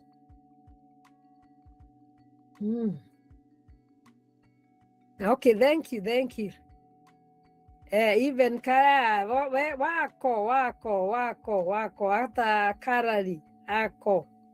Millicent Hata Maureen. Hata Maureen nimemuona, na Mary kule huyo, na Faith wamekumbuka. Yes. Wamechomoka. Yeah. You know, you can be teaching here and people didn't hear about group facilitation, then it's like it's not known what was done that day, which is not quite good. Thank you all for coming. We were on the cognitive now. Rosette, I think we need to work on this ourselves now. We look at person-centered in group facilitation, how we can use person-centered during group facilitation. I think I need people now to work on that, if they don't mind. The person-centered theory in group facilitation, how we can use it. You can look at it from a perspective of even application, how you can apply it. How can we use person-centered in group facilitation? Let us see the how. My people, let us, the ball roll right away before time goes. Time goes very fast. Watu wangu msomaji yuko, msomaji mimi niko tayari. Mariana mwaita backbenchers, nisikue backbenchers. Carrie says, I'm here, but I have a headache. However, I'll stay in class all the way. Thank you. Quick, healing is your portion in Jesus' name. Amen, amen, amen. Bao set the ball there. Rosette is akogagari. Msomaji niko rido mbaya. Waiting. Okay, Millicent huyo. Atulali darasani. Thank you, Millicent. Okay, so I'll read this quickly. In person-centered group counseling, the counselor uses the principles of Carl Rogers to create a safe, accepting, and supportive group environment where members can explore their feelings, experiences, and personal growth. The counselor acts more as a facilitator than a director. Key ways to use the person-centered approach in group counseling includes: create a climate of acceptance, show warmth, respect, and genuine interest in each group member, encourage members to feel valued regardless of their struggles and experiences, practice unconditional positive regard, accept members without judgment, help participants feel safe sharing thoughts and emotions openly. Devi akapost yake, apply person-centered theory to group facilitation by acting as a non-directive guide rather than an authoritative leader. Create a safe environment where members can lead their own self-exploration by embodying 3 core conditions: genuineness, which is authenticity, unconditional positive regard, and empathy. How to facilitate using person-centered theory. Establish psychological safety. Set initial boundaries around confidentiality and respectful listening. This allows members to drop their facades and express thoughts, fears, and negative emotions without fear of judgment. Practice active listening. Do not simply listen to words. Observe body language and underlying emotions. Use techniques like reflecting feelings and paraphrasing to mirror members' experiences, helping them process what they are feeling. Demonstrate an unconditional positive regard. Accept each group member exactly as they are. Validate their experiences without agreeing with or endorsing every action, allowing them to feel truly seen and respected. Maintain congruence, which is authenticity. Be genuine and transparent in the moment. If you feel confused, challenged, or emotionally impacted by the group, share your experiences in a way that models vulnerability and encourages openness. Refrain from direct advice. Believe in the innate drive of group members to grow. Instead of solving problems for them, use open-ended questions to help the group discover their own insights. Another one from Marianne while we wait for teacher to come in. Core person-centered principles. This is by Carl Rogers. Person-centered theory is built on 3 therapeutic conditions. Congruence, which is genuineness. You show up as real, honest, and present, not acting like a perfect facilitator. Number 2, unconditional positive regard. You communicate acceptance of each group member without judgment. Number 3, empathic understanding. You deeply understand and oops. 1 minute.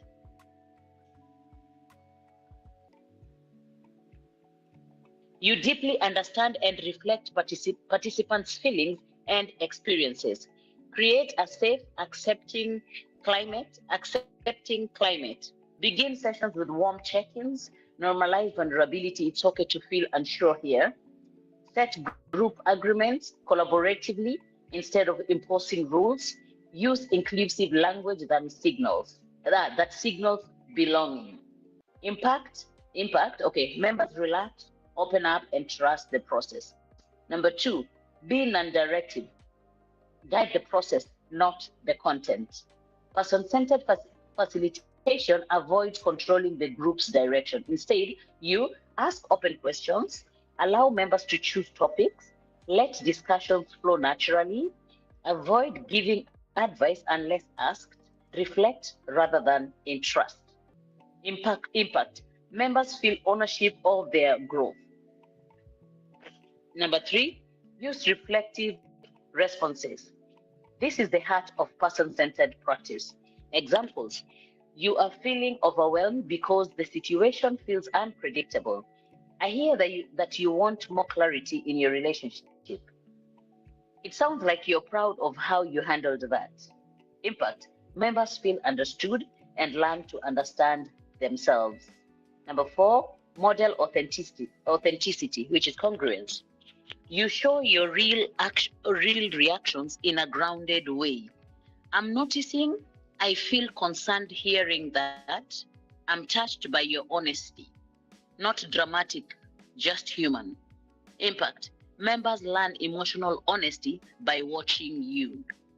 Number 5, encourage self-direction. Instead of solving problems for them, you help them find their own answers. Use questions like, what feels most important for you right now? What direction do you want to take next? What would support you? What would support you best in this moment? Impact. Builds anatomy, confidence, and internal motivation. Number 6, facilitate group empathy. Help members listen to each other with compassion. Teach reflective listening, use pair sharing, encourage I statements, highlight shared experiences. Impact. Group cohesion and emotional intelligence increases. Number 7, hold space, not control. Person-centered groups thrive when the facilitator allows silence, lets emotion surface, trust the group's wisdom, avoid giving advice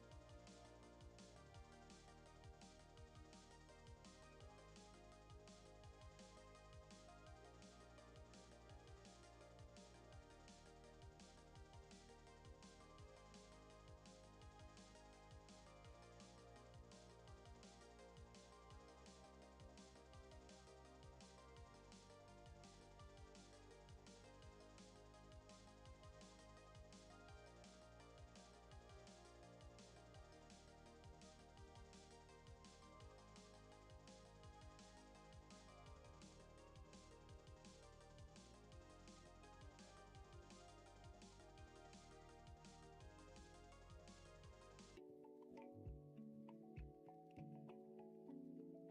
Right.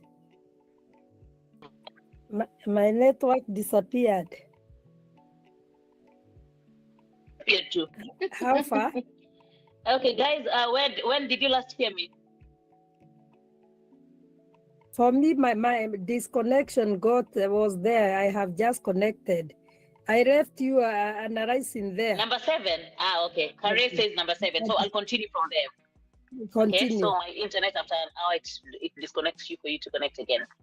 So number 7 is actually the last one. So it means I finished. Number 7 is hold space, not control. Person-centered groups thrive when the facilitator allows silence, lets emotions surface, trusts the group's wisdom, avoids rushing to solutions, and the impact is members feel safe to explore deeper issues. That's number 7, and that was the last one. So Mwalimu, you missed all. So I don't know if you want me to just mention the points. I got a few, just a few. I think I got the first 3. The first 3 I picked. Yeah.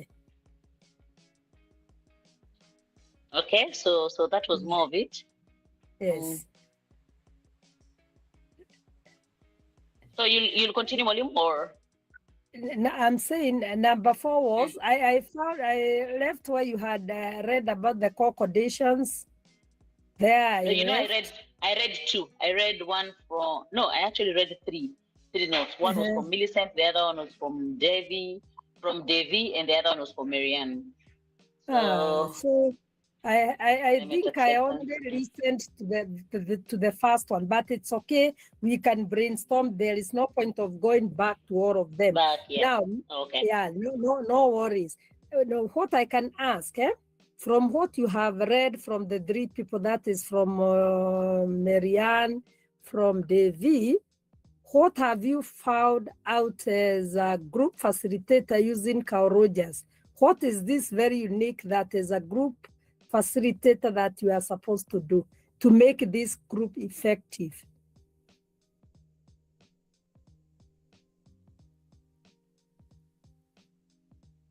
Assuming now you have those vulnerable people, Carl Rogers will work well when you are dealing with very vulnerable people. You need to let them be. People who are low in spirit, they have low self-esteem and what have you. Those people need that, Carl Rogers, because they are down, their esteem is very low, they feel that they have lost hope in life, and therefore they need to be given the core conditions and what have you. So what is this that you have picked very unique about this man, Carl Rogers? Apart from maybe the core conditions and what have in a group particularly. Yes, Soire, Dixon, thank you. Thank you. Tell us something. If I can pick from unconditional positive regard, all members of the group are important. Whatever they say is very important. So you must regard everyone in the group as equal and everyone's input as important. And now you also give the group all the right to guide the session. You are there as a guide and not as a director. You don't direct anything. So the group decides where they want the session to go, what is most important for them, because that they have that innate capability of solving their problems. Yes, I agree with you totally. Yes, you just allow them, you just leave them. See what they can do. See what they can do also on their own. Assuming even there are people who are even poor people. They are poor. And then you just leave them to talk and then they give you the feedback. That's powerful. I can see Marianne Karaoke. You want to say something? Thank you, Dixon. Let's ignore the background noise if you can hear it. So, I love Carl Rogers because his theories are more client-centered. That's one thing I like about it because we have learned that we should allow them and teach them and guide them to treat one another with compassion. A group setting with a lot of compassion means that you'll respect each other's opinion, every input matters, and it's one of the aspects that is really standing out for me. Like I love that compassion is really important even in our class when we are dealing with one another. Compassion is key. So applying that on a group setting, I think it will really work well because everyone will feel like they are part of the group or the part of the family. And the last one is authenticity, genuineness, and unconditional positive regard. So everybody is able to bring out their real self. There are other parts of them that you didn't know, But when they bring that out, you don't go judging them, you just take them the way they are. And yeah, that's it.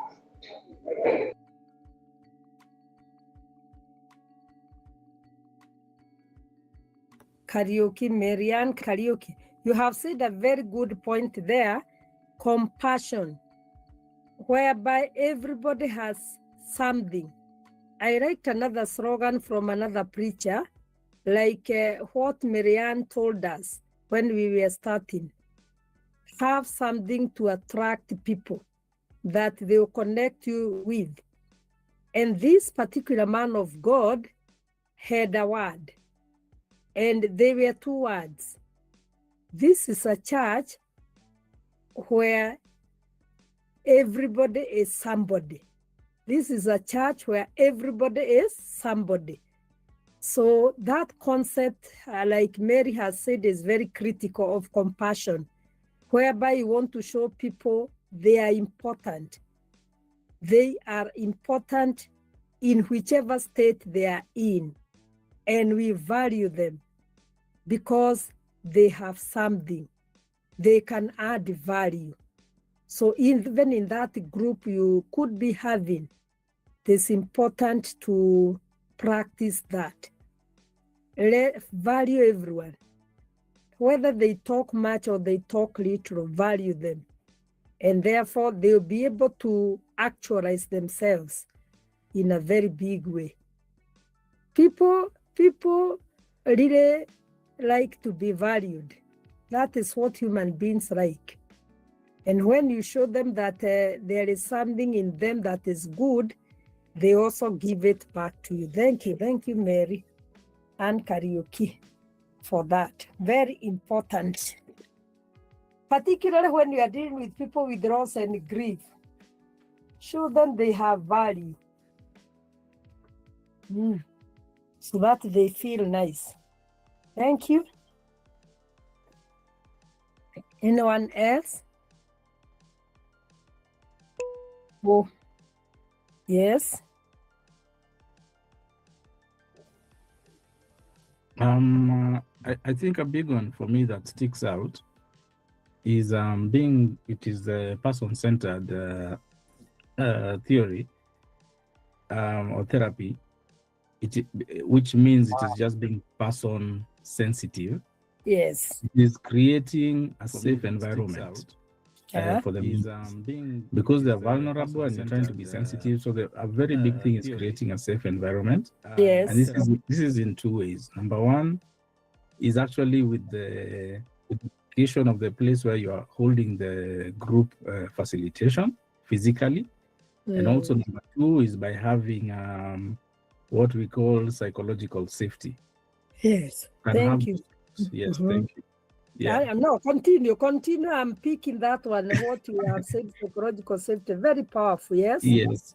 So encouraging you to continue. Yeah, those are just the boundaries which we brushed on, which were about confidentiality, respectful listening. So for me, the environment was a big one that stood out. Thank you. Thank you, Bao. You have said a very good point. I intercepted because I liked that point. I was not stopping you. I was really encouraging you to continue because it has encouraged me also. When you give people a safe environment, there is psychological safety, like you have said. Very critical. Even if you don't tell them, they feel safe. Thank you, Bao, for your very good point. It's a good. I even have it here. For me, it has said, just like you have said, a facilitator should create a secure space for members, fostering trust and ensuring interactions are open. Thank you.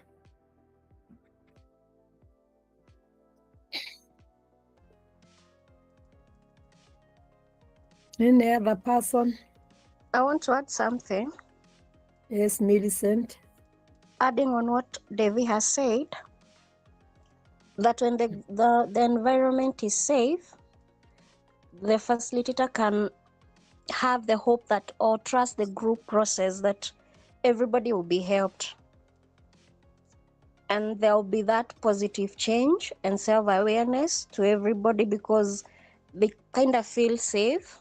The environment is very safe for them. Thank you. Thank you very much, Millicent. I can see Carl Rogers is really doing a good job. Joanne?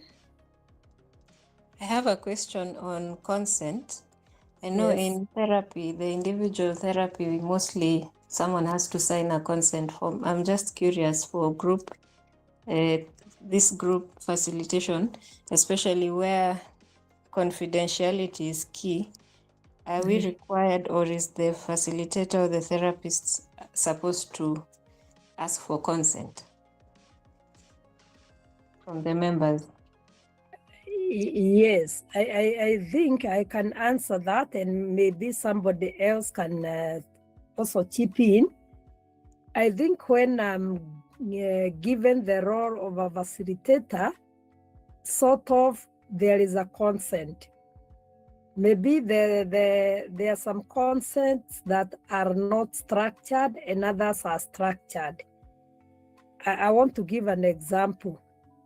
Maybe you have been given a chance to go and talk to people in a certain company. There you have to sign a contract that you are going there, and those people have agreed and they have accepted. If maybe you are going for an unstructured, maybe it's a seminar, you have been called somewhere, even those people, even if they have not seen you, they have agreed and they know there is somebody who will be coming to facilitate us on this and the other.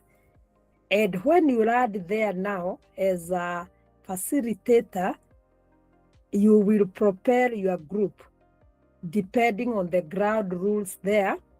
But I think as a counselor, the same rules starts that we are a group. We are going to discuss this. It is meant for, you may not have the forms per se. This, whatever we are discussing, I feel like, and maybe you share the same, it is meant for you to help you navigate the stresses of life, assuming you are going to talk to the singles or widows. And I hope everyone is going to take that which can help them, and whatever we are going to say belongs to this group. Contract is very, even if it is by the word of mouth, I feel it is quite critical because they know we have come as a group, and whatever is said here, it belongs to this group, not any other group. And I want to add something on that. I went for a seminar once, and I was so shocked that they even told each other, you people namujue, whatever we have shared or we have said is meant for this group. So that consent is very key, even if it is verbal, Joanne, even if it is verbal. But when you get it in a written manner, the better. But even if it is verbal, let it be there so that those people feel safe. It brings what Bao was talking about, people feeling safe, that psychological safety and emotional safety. Yes, I feel it should be there, whether verbal or written. Okay. Yes, thank you. Yeah, so some of these things are very crucial. And because we are counselors and many of us here go to places maybe to say things, where there is a consent needed, please even ask. Even if you're in a company, you can even ask them, do I sign somewhere that I'm meeting this group, so that it can also be official. Very, very important.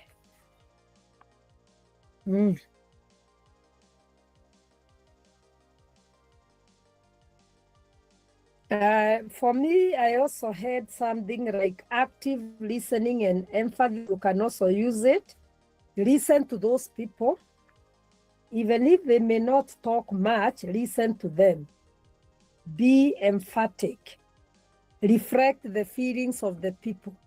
As I look at you, I can see most of you seems to be very quiet as we speak or we talk about this topic. Maybe a few of you can share their experiences in life. You have done what we are calling active listening. You have picked their feelings and you are now doing the reflection of feelings. Very, very important. So active listening is very, very crucial when you are using Carl Rogers. It will help you to pick even the non-verbals of the group members, those who are active, those who are withdrawn. Another one is non-directive approach. I know some of them were read. So Rosette read all that. Then there is modeling congruence. So as a therapist in a group, let me talk about this because it is very critical. Let us not, people say, preach water and drink wine. Be very, very congruent. And don't confuse yourself by saying this at this time and that at the other time. You miss the clients. And don't double talk. We call it double standard, whereby you speak and you confuse yourself in a speech. It is very, very important. You know, you can be talking about a topic of maybe managing conflicts. And the way you are talking about that managing conflicts, you are not modeling congruence. For example, you may speak as if conflicts belong to the other people, but you don't belong there. You are not congruent because you are not devoid of conflict. You just say conflicts in life are normal, we all face. So that when you use the we dichotomy, they feel people face, not only us. And there are ways we can deal with these conflicts. Don't tell them because you are talking to them, there are ways you can deal with these conflicts. No, there are ways we can deal, including the facilitator, because you are part and parcel of a human being. You are not unique. You pass through problems. So model congruence. Say things that are authentic and real.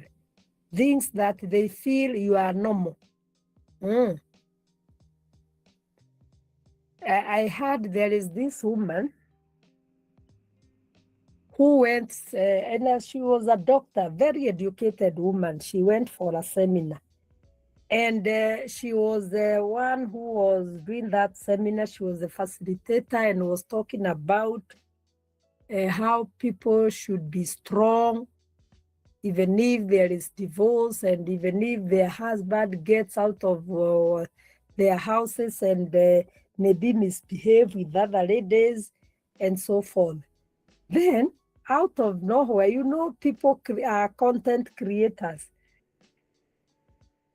Came and whispered something to her that the husband was seen with another woman. I'm telling you, she became mad. And she's the one who was telling them that they should be controlled, these things happen and so forth. She was not congruent.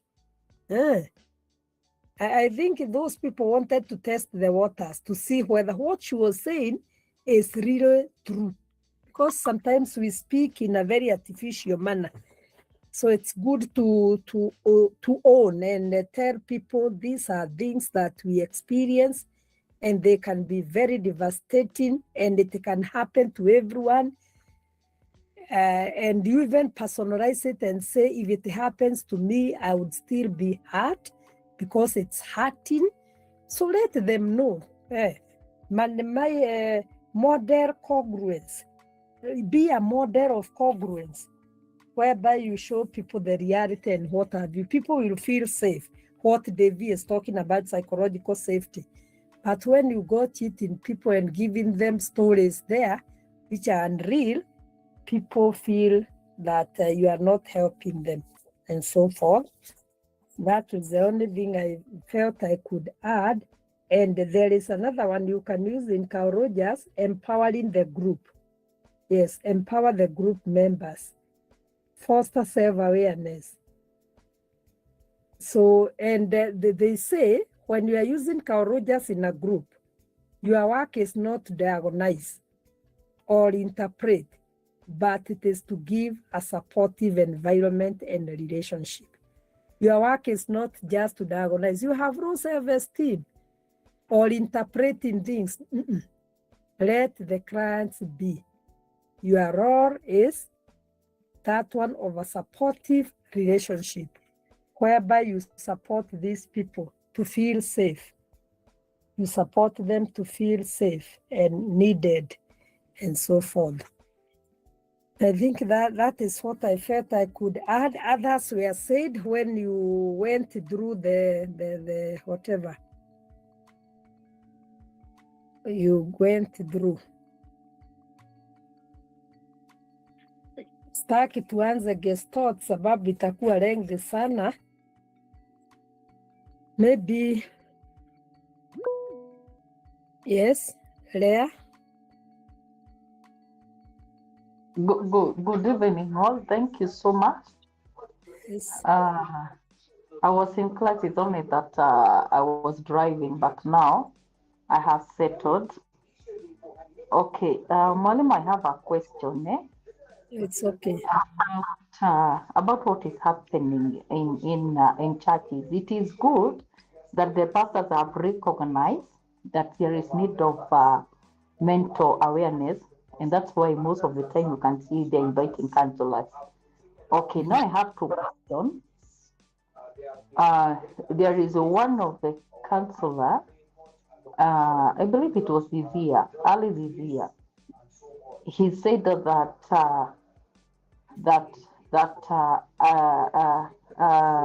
a young man went to him and told him that he's going to kill himself. And then he asked him, which method do you want to die? Through a rope or a red cat, or to burn yourself? Then the second incident is another counselor who said, who was invited in our church. And then he said that for example, if a teenager is misbehaving, now you need to threaten him. If you have an axe in the house, you just place it on the table. Now, the question is, this is a group. You are counseling a group because that is a group. Were these two counselors right? Because to me, I don't think it should be the case. May you help us to understand how they could have done in this time? The group is the congregation, which has got all kinds of people: the young, the old, single, married. Kind of help. Thank you, Magim.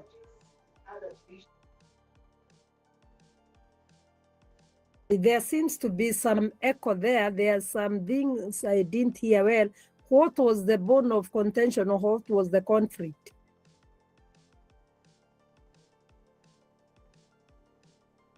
Yeah. Thank you, Timothy. You have helped me. Leah, I couldn't hear you clearly because there was a background noise. Please just clarify a bit. I tried to listen, but I could hear somewhere. Sorry.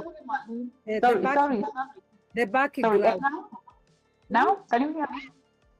The background is very noisy. Even now? Even now, it is vibrating. There is an echo. Oh, there is an echo. Echo kidogo. Hebu again nikuambie kama bado iko. And now, Mwalimu, can you hear me? We can. Hearing, I am hearing you very clearly. When you speak, there is an echo which is hindering good communication. Just say a bit or repeat. Just say again in briefly. Kidogo. Okay, now my concern is, let me just take the shortest time. I will try to pick. Now you can hear. Yeah, I hearing I can very well. Okay, I'm saying it's, this year, one of the counselor was invited to a church, and then he said that there is a young man who told him that he want to commit suicide. Then he responded by asking him, which way do you want to die? Through a rope or a rat cattle to burn yourself? Then the second one, he was invited still early this year, or around March there. And then he gave with another scenario that if a teenager is giving you problem, that you are supposed to take a tool, maybe like an axe, a panga, you place it on the table, and then you display it to your teen to show that you can even kill him. Is it right at this time to act like that or to counsel like that? So now the congregation being a group, how are you supposed to handle? Because to me, those two counselors were wrong, according to the knowledge I have obtained from the time I started this course. Thank you. Thank you. Now I have heard you at least. Teacher, yes? let me assist you a bit. Yes. So first of all, that is professional misconduct. So they can they can face very, very, very, they can have penalties. Their licenses can even be revoked, because in the beginning of the sessions we were told counseling is not about common sense. It is led by ethical conduct codes, right? Yes. So I feel like, I don't know kama ni zile za kitambo ama shida ilikuwa gani, because when it comes when if he was responding with regards to a minor, the minors also they have akinasikia tatu nimejamje huyo mtu. But regardless of everything, the counselors were really wrong. And I think even he would have even been reported, because he doesn't deserve to have a license. He can also face lawsuits and criminal charges, because that is really, really wrong. Let's try to be let's try to be very, very professional when it comes to such cases, because some issues are very, very sensitive. Imagine wambie mtu aekelee panga kwa meza, alafu huyo mzazi aende akate mtoto amuue, alafu akiulizwa atasema ati Counselor Mariandi alisema tunachukua panga. I think that one was really, really wrong. They need to very wrong. Thank you. Very wrong. I'm wondering whether these counselors were professionals or what was happening. Were they professionals? Oh, okay, Mwalimu, I don't know, but through this course, unless they are fake, yeah, I don't know who had invited them. Okay, to me. Okay, Mwalimu, before you say your part, yes. As in, with the little knowledge, let me call it little knowledge that I have. Okay. Most at times in the churches, the people they call, they are not professional counselors. Now, the church, most of the times, they have the assumption, apart from nowadays that they're trying to, there is growth and all that. But most of the time, they have the assumption that because you are a mother, it means you can advise or counsel younger generation. It doesn't necessarily mean, because you might be a mother who doesn't have the capacity to do that. You understand? So most of the time, especially because you're anointed, you're called, you could be anointed as a pastor, but that doesn't make you a counselor. So most of the times you find in the church there is no separation of that when it comes to expertism. But what I would love to say, Mwalimu, now this will be shocking, but remember I am giving my perspective, right? It is okay. You know, there are scenarios where we've seen, I don't know if I should call that a reverse psychology, that people I've mentioned, you find a scenario when someone says, no, I'll kill myself, I'll do like this. And then they're told, okay, you want to die? Okay, die. They will not do it. You understand? So it might not be ethically correct when it comes in the professional way, but there are some who have used that strategy and it has worked. People who want to kill themselves and they did not do it. Now, when it comes to suicidal, the ball game is totally different. But now, in this case scenario, remember, obviously, we were not there. So we don't know how the scenario was and how what came, what was behind it, how the story went and how it went. Because sometimes also it could be the understanding of the people who had, maybe how they understood what was being said. So it could be different. But most of the time, I've just realized in the churches, the professionals they call are not. I don't want to call it necessarily licensed, because you could be licensed, but you're not also very good with what you're doing. So they're not very good in whatever they're doing. Let me just say it that way. Yeah, powerful. I think mwalimu, acha nichangie kidogo. It is okay. An old man like me, and how we were how we were brought up, and having been born a number of children, like we ourselves, we are 12, and then you would sometimes the parent would. You in fact imagine a father or a mother managing 12 children. It becomes very, very difficult in that kind of a situation. But when maybe one of our siblings would become very, very rude, and then is that amekasirika, naambia mzee, mimi nitajinyonga. You see, my dad would provide you with a rope. And would tell you that I have many children. Psychologically, you change your direction, and actually it worked. It worked during those old days, but today it can't work. Thank you. Yes, thank you. I concur. It can't. Today it is not practical, and even that time it also depended on the child. There are some children you tell that and they do exactly that. In fact, there are some you tell and they literally do that. I remember even there is one in our rural area, not very far from where my home is. Imagine, alijinyonga, and the parents were just carelessly saying that hata ukikufa mimi ni maisha ni yako. And the boy at one point committed suicide. So it worked to some people and not to all, because when such people are very vulnerable, it is very risky to mention some words. Though tunasema nini ya kukufa halisikii dawa. It is not good to utter such words. Imani had raised her hand. John Chege, chip in. Mani, come, you speak after Chege. Chege, karibu, tell us your mind. Okay, yes, teacher, thank you. Me, I was in another angle. There are people who say something to intimidate so that they get their way. What they are saying, it's not what they mean. They just want to get a favor.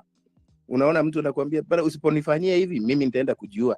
But so that he gets the favor.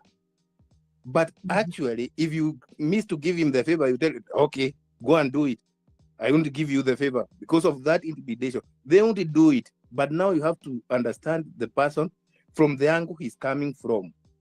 What is the intention of the person saying that I'm going to take this action or doing the other one? Thank you, teacher. Thank you. I can hear you. You are coming also with a very good perspective, because some people can also have a confusing mind. They confuse other people and say, I'm going to do this. So that sympathy can be given.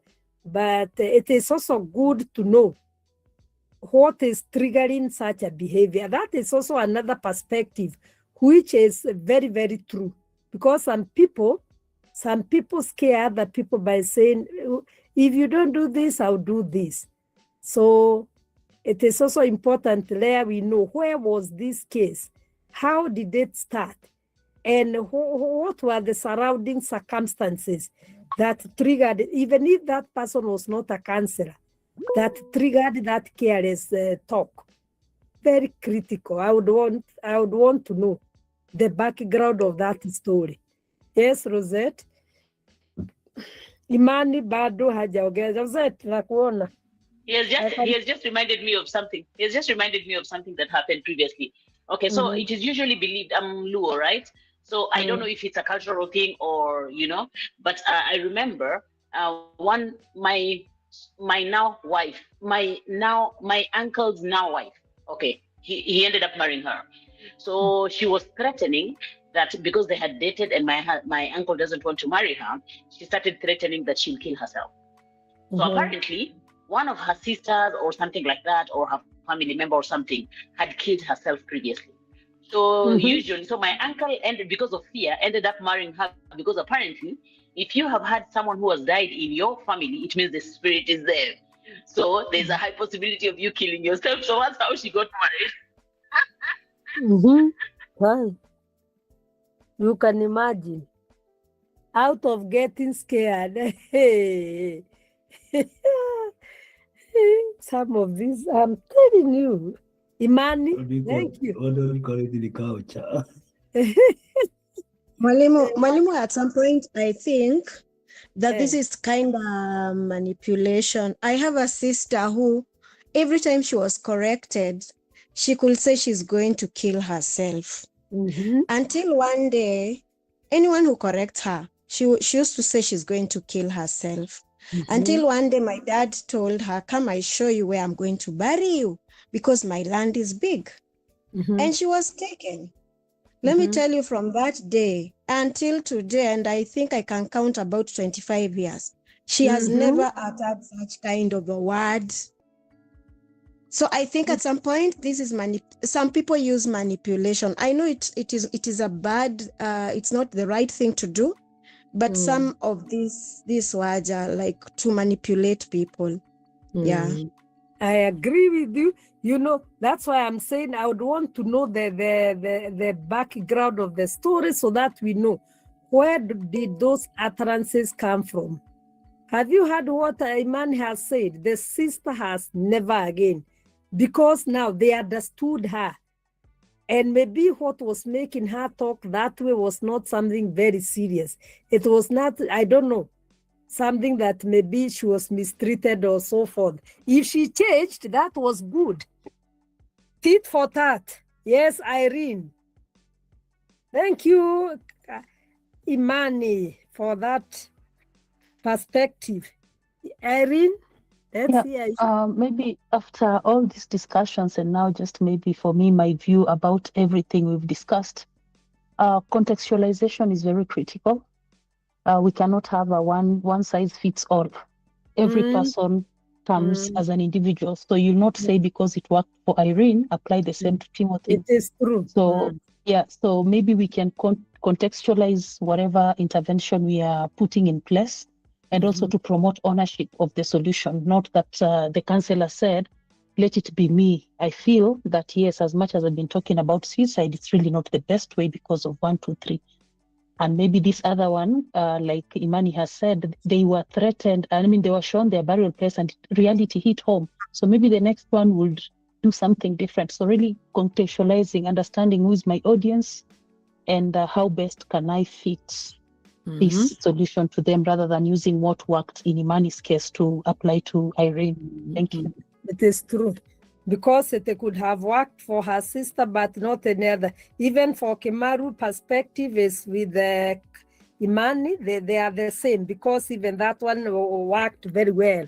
So if you know the background of the story for that counselor, those two counselors, these Kimaru and Imani have their background, and the parents knew, particularly Imani's parents knew very well why the sister was saying that, and they knew the medicine. So I wish we could know the background of the story, and then to know why those utterances were made. At the same time, I can also say, when people maybe utter such words, such negative words, sometimes we said, and we did it here when we did psychoanalytic, I don't know whether it is psychoanalytic, we did, yes. it is the one. And we said when the ego is bruised, a human being can say anything. A human being can say anything. When your ego, even you, when your ego is bruised, you can even become anything. You can become an animal. You can take a rope. So it is also good to understand and also to check, so that sometimes we don't underestimate. And then some people, because of the way that the egos are hurt, they go do a negative thing, and then we are left wonder, why didn't we do this and the other? So like you have said, it may work for Timothy, it may work for Imanis, but it may not work for another person. So it is important to check. Even when we have these clients who always say, I feel like committing suicide, we shouldn't assume, because they can go and commit suicide. At the same time, we cannot tell them, go kill yourself, many have died. We cannot be careless, but it's good to understand where are they coming from. One person gave an example. I was listening to another case of a man who was in a webinar, mental health practitioner, and he gave this example. Maybe the way we deal with these people who want to kill themselves and what have you, and change their perspectives depending on the case. That is depending.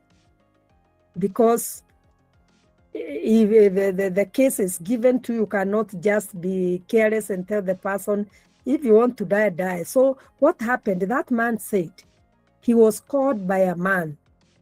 That man was from Eldoret, and he called all the way from Thika, that counselor. It's like he knew him. And he told the counselor, I feel like I don't want to live anymore. Then the counselor told the man, I really liked also that attack. I told the man, where are you and what are you doing? The man said, I'm just in my bedroom, but I'm feeling so low. Then the counselor did something we call, I don't know whether it is a counterattack or something like that. He said, he told him,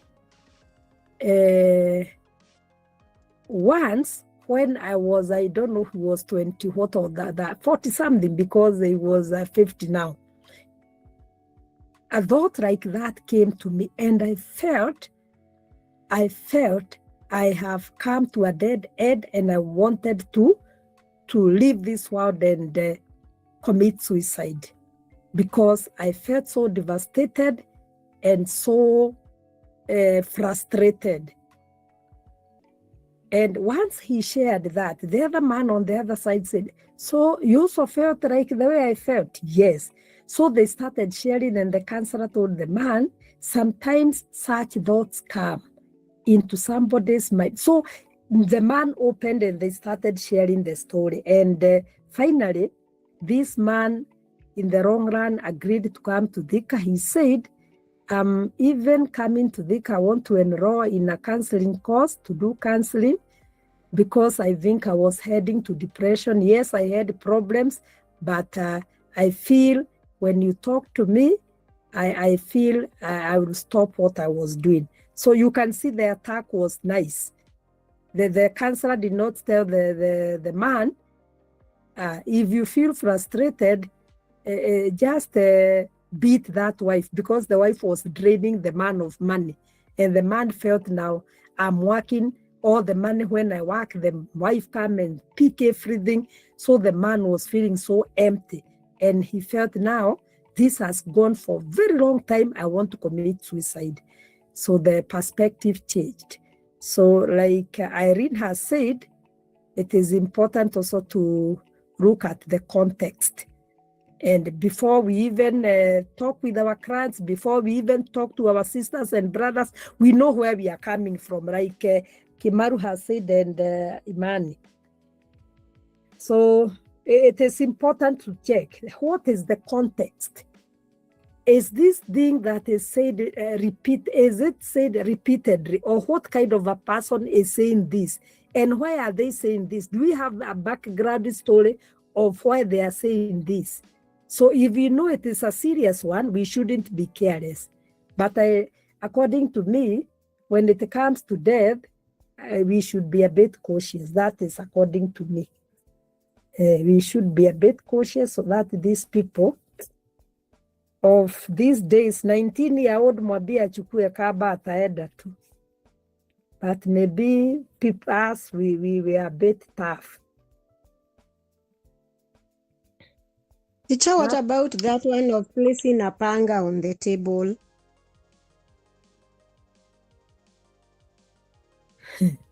Me, I think that is being psycho.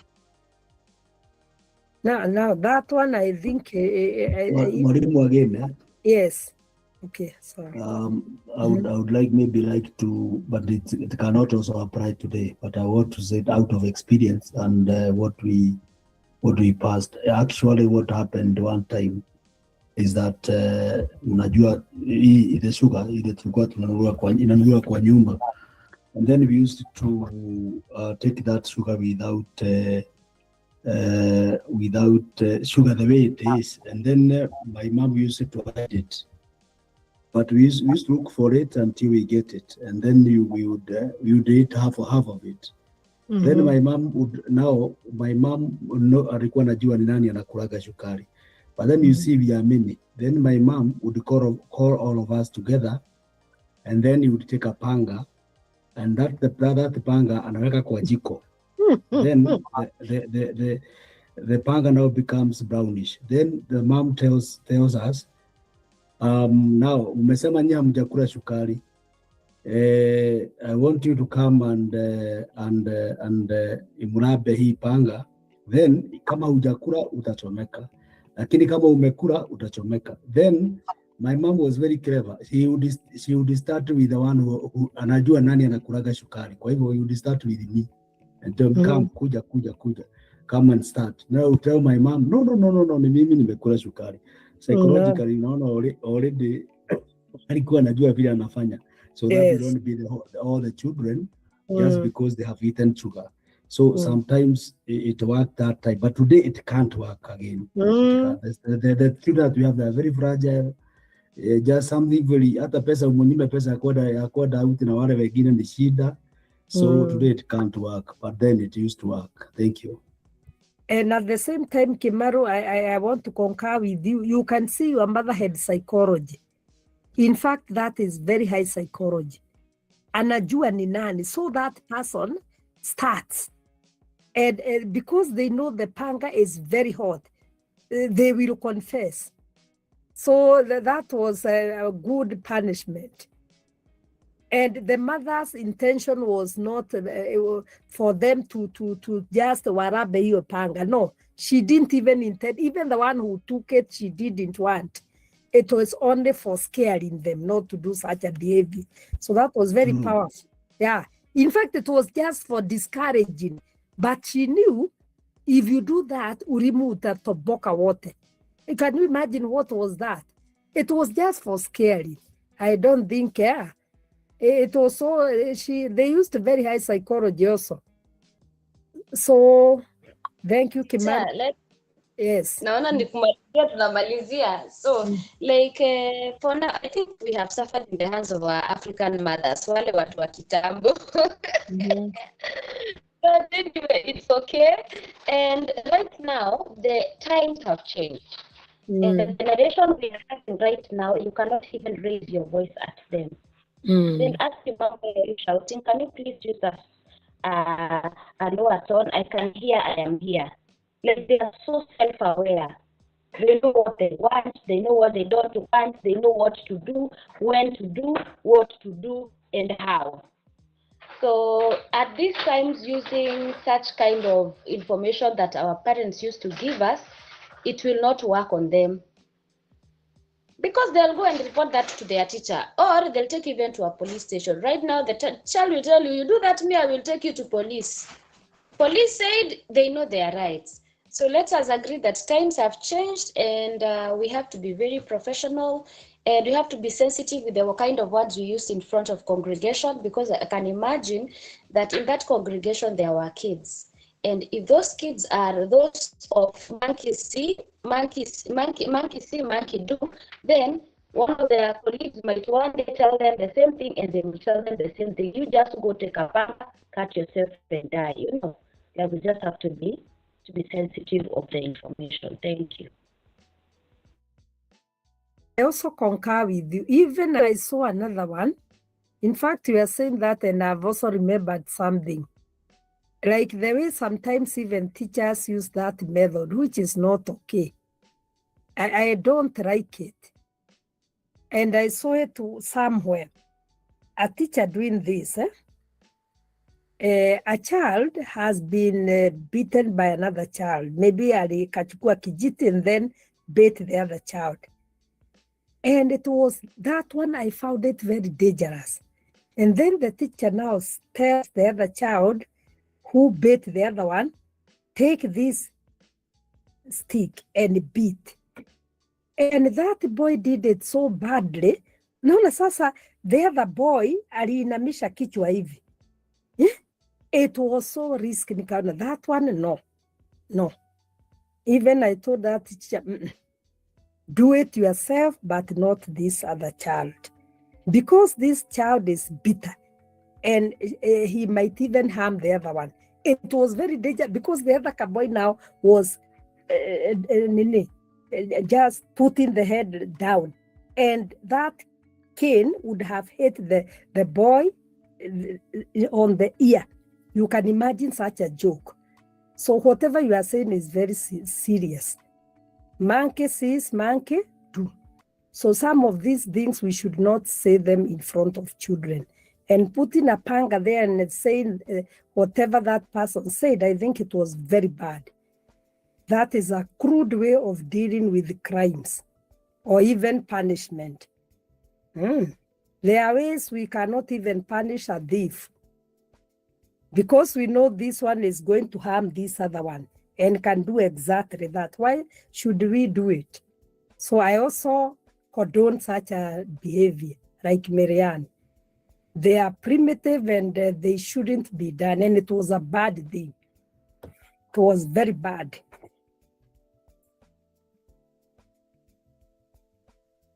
I think we can stop. Yeah, say something, Chege. I think that teacher was making the other child to do a revenge rather than the teacher doing the correction work of very good. Showing the thing that the other child had done was wrong. Yes. In fact, because the teacher should do the correction, not telling the other child to punish another child, because that child will do it with bitterness and they are going to harm one another. So I think that was also very wrong. Even the case we have been given by Rhea, that was very wrong. It was unprofessional. Whether you are trained or not, there are some things we need to use common sense. In fact, that one, it doesn't have to do with counseling. It has to do with common sense. Because there are things you do, even if you are not even Kemaro's mother was not a counselor. And she used very high she was not a counselor and she used common sense. Some of these things you don't need to be a counselor to nini. You only need to use logics and common sense. Those people, our parents were not educated even a bit, and they had a high level psychology. Like I remember my mother was saying, when you do a mistake, umekosea, you have done wrong. She used to tell you, come and eat. Come and eat. Eating, you have to eat. Even if I'll beat you, come and eat and sleep in the house. Because they knew the children are children. They can go and do something very bad. My mother used to say, whether somebody has made a mistake or not, they have to eat. Eating is a must. I cannot punish my own child with the food because of a mistake. So I think we also need to do something. As much as we are saying that this generation is bad, we are also not serious. Teacher. Mwalimu. Teacher. Yes. I'm just laughing at myself because the same method was used on us, that you had first of all to eat. Yes. And then after you've eaten now you're told what you're supposed to do. Yes. But at the same time, I learned something when I was growing up. It reached a point I was like, because I had to get almost every day my beating. So it reached a point I was like, you know what? If you continue like this, I'll continue doing whatever you're telling me to. But if you talk to me, I'll change. Yes. And it stopped. The beating stopped. And interestingly, I also changed. Yes. Because now I was not being punished anymore. Yes. You talk to me now from there, like, this is not what you're supposed to do. This is what you're supposed to do. Yes. Correction. The correction worked. And again, also, there's a time my aunt would lock us outside until maybe midnight. And we most of us had that phobia for darkness. Like, you couldn't even go outside because for me, I used to see people all over. Yeah, for the longest, I could not go outside alone until I was like, I think I'm having these images on my head when I was in high school, because you want to go to the toilet and it's outside because it is in the village and you cannot go because you're seeing so many people out there because you've been punished with that, so it has created a mental picture in you. Yes. And I took time to clear that mental picture. Even when I started living alone, I used to struggle. Like, I couldn't go outside alone. But now later I adjusted and I was okay with it. But our today children cannot go through the same process we went through. Yes. I realized talking to them is much easier, educating them, telling them immediately, maybe when they do something, you tell them what is supposed to be done, not what they did, what is supposed to be done. And I've seen it work. Thank you. And we should not compare our children with ourselves. We shouldn't. the way we were parented. In fact, when we go there, that's when we are messing. When I take my child there, the way we were brought up, they will tell me that was you. Even mine tell me, it was us. We have not been brought up, mom, in the rural area. Where you are brought up in the rural area, you see, when you hear such, then you know that the whatever is very different, and you really understand because the context, like somebody said, is not the same. What we were in the village, they are not in the village. So when we talk of some things, they cannot even understand. So we parent them and correct them according to where they are and what they are facing. I think that is very powerful for today. We correct our children according to where they are and what is happening. But when we use the past parenting and we bring it here, it will not work. We are going to mess up our children. In fact, we mess them completely. Teacher, mi nilikuwa napewa chakula alafu ninatandikwa, alafu ninaambiwa mi sikutandiki wewe, natandika makosa. Nilikuwa napigwa. And they were like that. But we survived. And you can imagine you are younger than us. Like now, us, we are before we us. We are now ahead of you. You can imagine our times were a bit tougher. If yours was tough, ours was a bit tougher. And we really survived. Beatings were there, but we really survived. So let us try to see let us not be careless. When the child says, I'm gone, you not see me, and you think it's a joke, you not see them. I have heard people saying here in the TV that one woman talked to the child. I don't think he was a Form 4. Akamurudishia to the way she really wanted to answer the son back. He has never come. He went and disappeared, thinking it's a joke. The way we talk, just go. You are not the only one who is in this home. They will disappear for good because you have sent them thinking that they will pick the way you used to pick. It can't work. We have to be a little bit careful. So that person messed. Whether she was a professional counselor or not, she messed. That was not the way. So we should be careful anyway.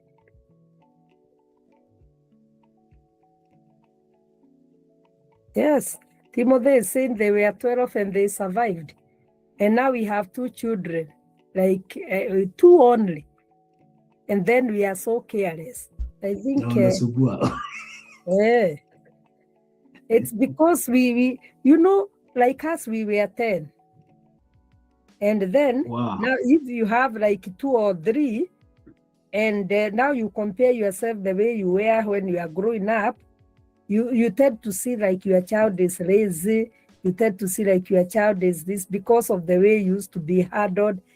You know, the past is really interfering. Anyway, we shall continue tomorrow. Thank you for your sharing.